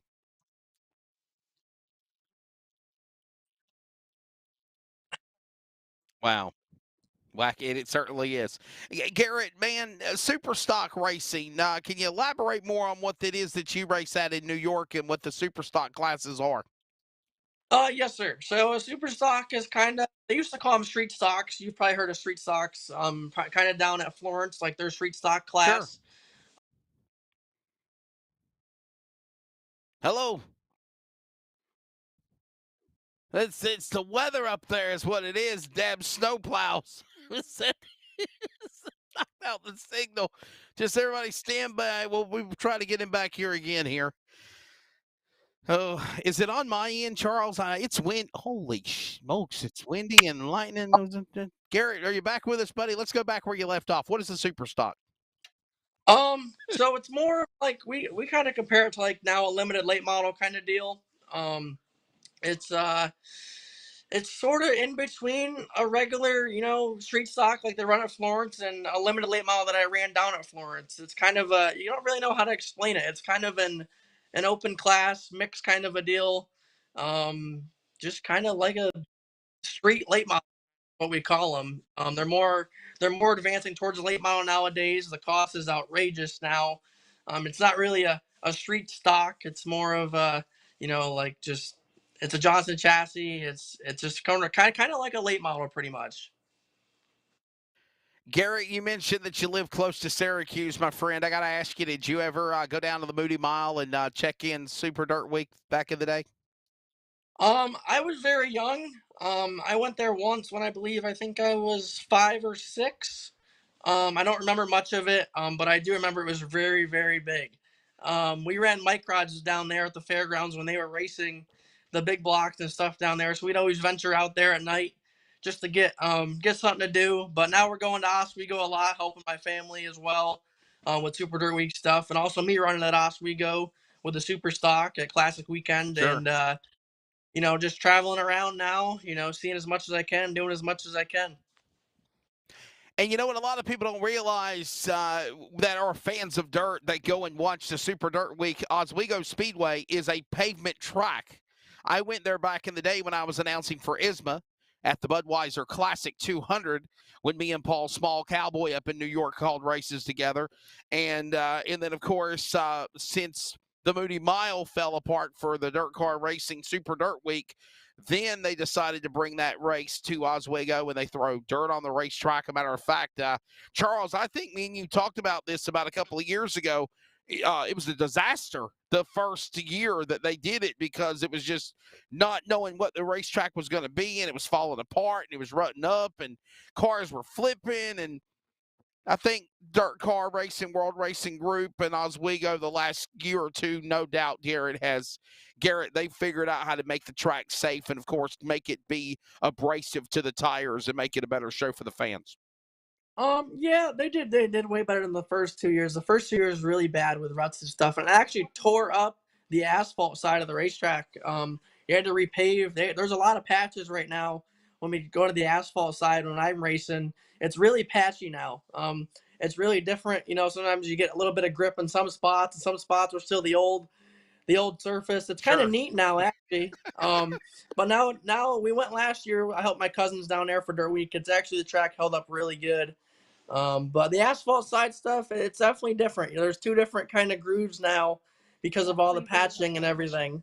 And we actually, last year we got 3 wins out of 3 races up there, with the Classic Weekend being one of them on Friday night and 2 regular shows.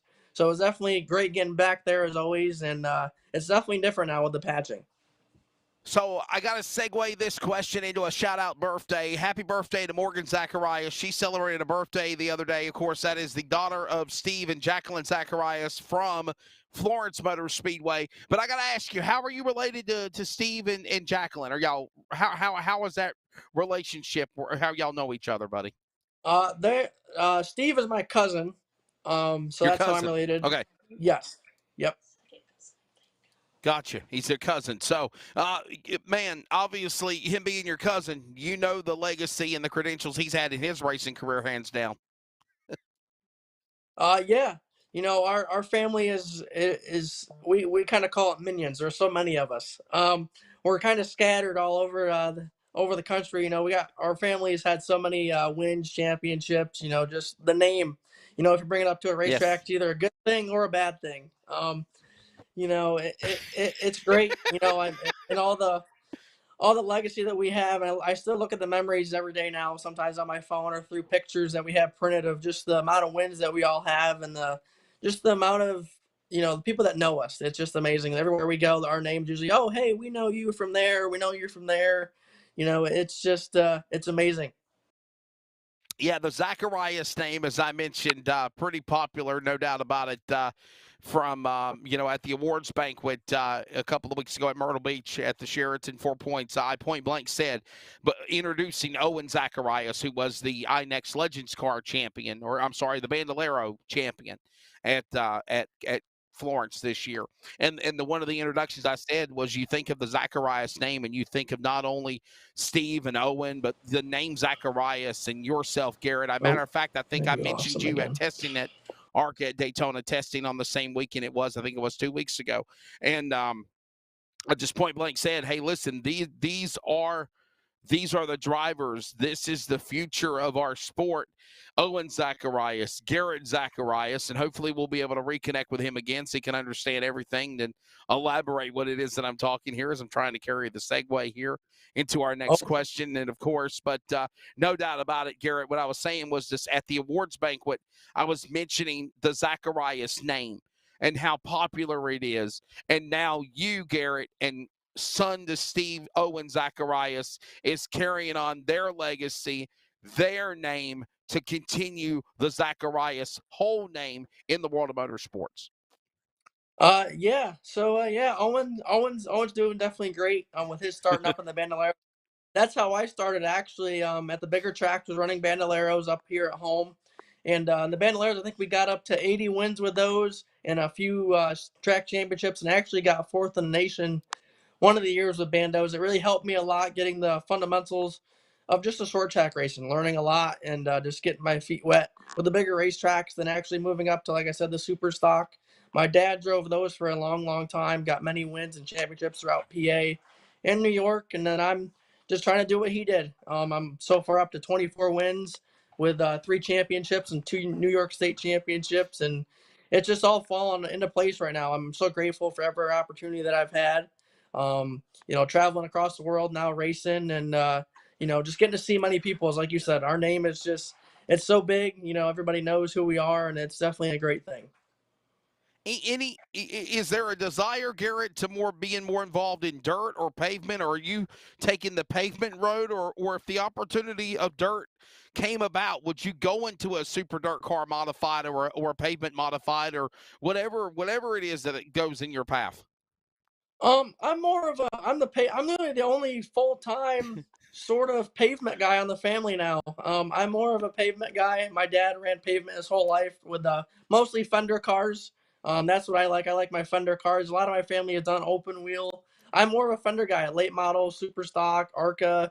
I'm more of a fender guy, and that's going to be my route to get to the top level of racing with that kind of deal with NASCAR, etc., ARCA.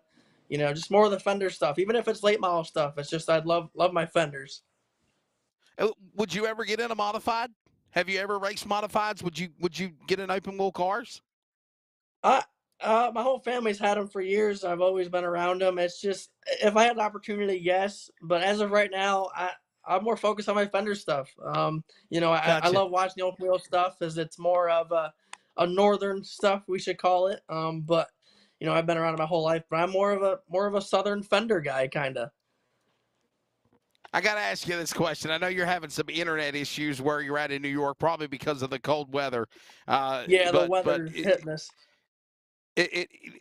Connecting the finish line had to have been a lot easier than the problems me and you had about 3 months ago in November trying to connect on our friend Jack Dawson's Racing Insider show, wasn't it? Yeah, I actually was on his show last night as well. It was way easier this time. I figured it out finally. Yeah, the internet here.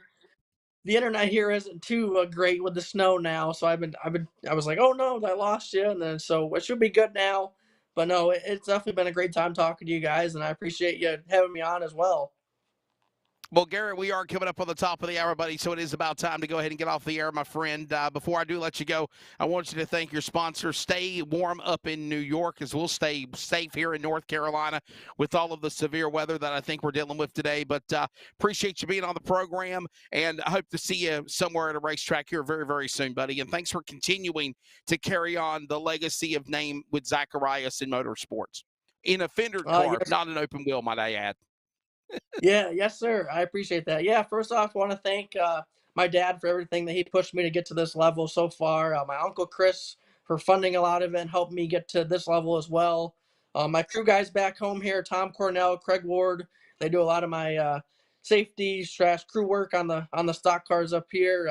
My sponsors, Mid-State Basement Authorities, Master K's Barbecue. They got the best barbecue in New York. And let's see, Jastrzemski Transports, Jeff Kai's Auto Sales, Signworks, and Moose Racing Engines for the power plants we get up home.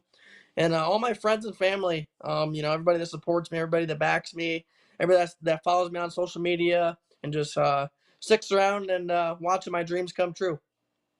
Garrett, I got to ask you one more question. You're probably going to be a friend or foe with Charles in Texas after you answer this correctly. Do you do iRacing? Are you into the simulation world? What type of iRacing do you do? Yes, sir. I do it about every night, actually. I do dirt and asphalt. I do both, road racing, everything. It's a blast. Me and my buddies go on all the time, and sometimes we take it a little too serious. Sometimes we don't, but it's a lot of fun. It helps me get prepared for the race season as well. I use a VR headset with that as well, so kind of get more real into it, I should say. So, yeah, we do that about every day. So I got to ask you this question before we do go off the air, because I mentioned it with Ryan Millington earlier. Don't you think that the powers that be at iRacing and these sanctioning bodies have got to maybe drop the price down on what they're paying? $300,000 purse, $100,000 to win for a champion of eNASCAR. You look at the World of Outlaws, you look at what they've got for their deal, Dirt Cars deal, what you're involved in, there's all sorts of big races that pay thousands and thousands of dollars. But you run a real late model or you run a real championship and you get $25,000, if that, for being a champion, $10,000 for being a season champion. Do you agree that, man, put some more of this real money in our pocket, not in the virtual world? Come on.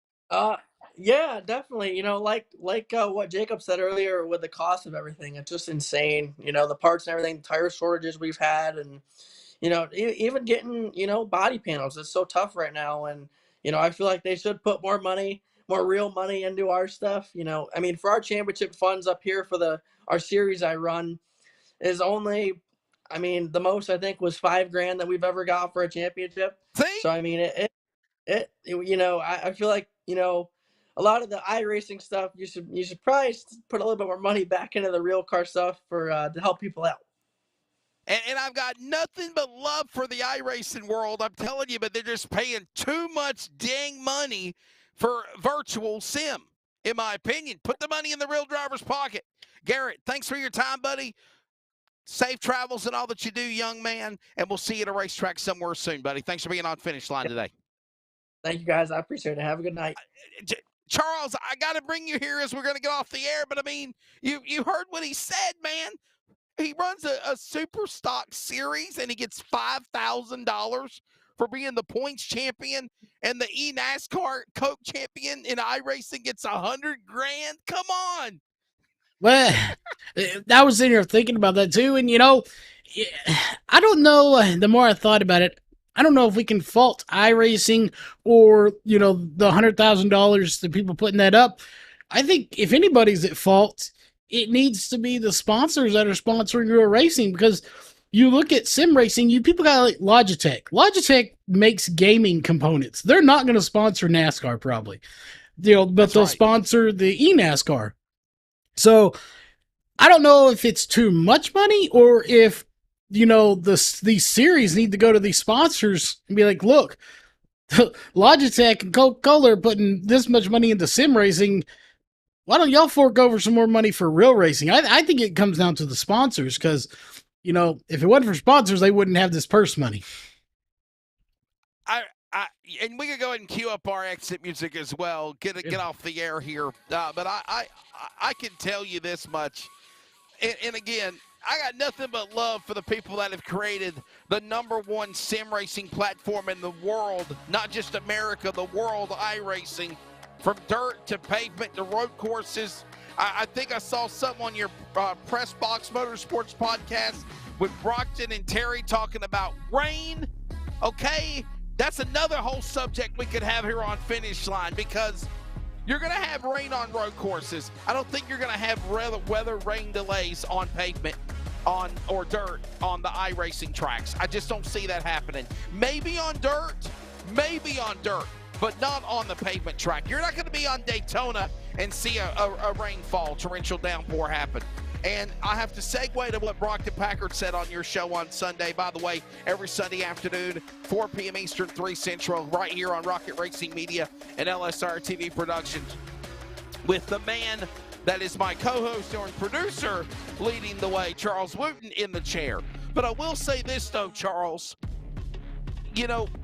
It's amazing what iRacing has done because when you look at an iRacing broadcast that we do, or you get on the simulator, it looks just like the real thing.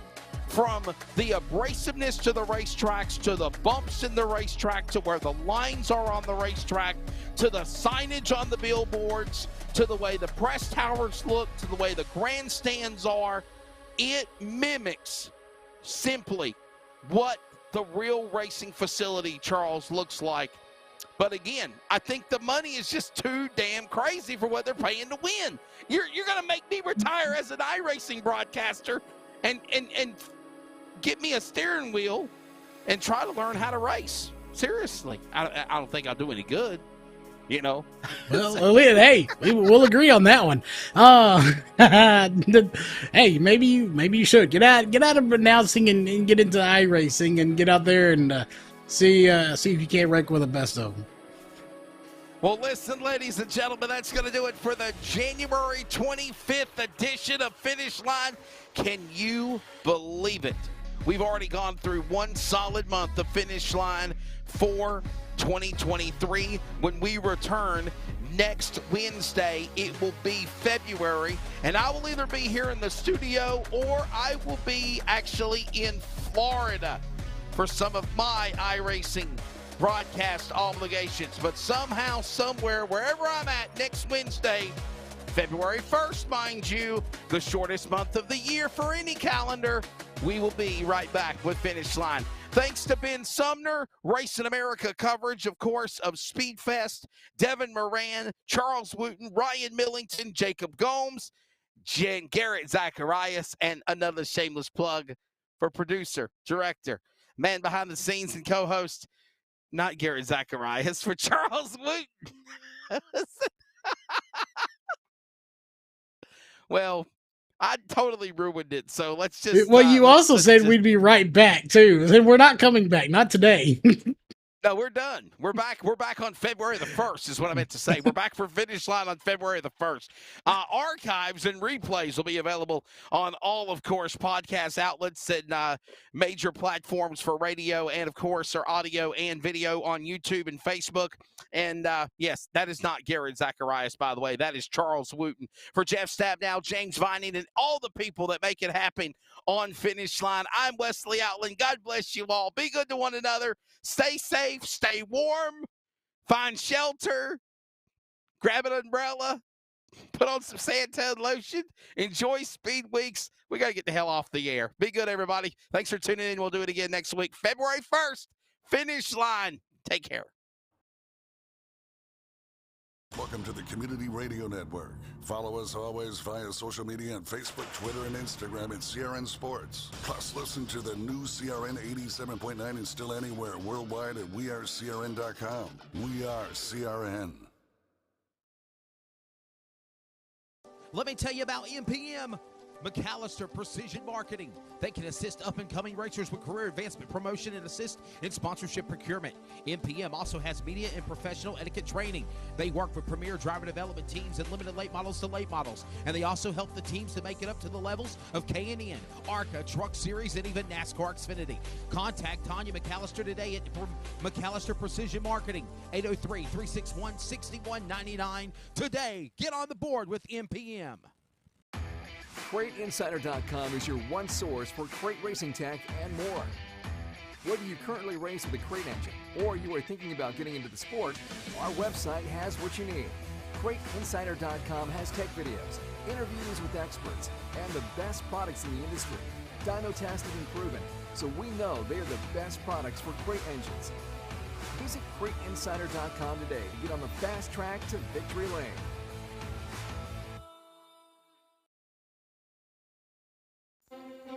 This episode is an exclusive production solely for the private, non-commercial use of our listening audience. Any publication, reproduction, transmission of the accounts without the express written consent or permission is restricted and prohibited. To hear this replay or other previous podcasts, download on iHeartRadio, iTunes Radio, and TuneIn. As always, this show is for you. Thank you for listening.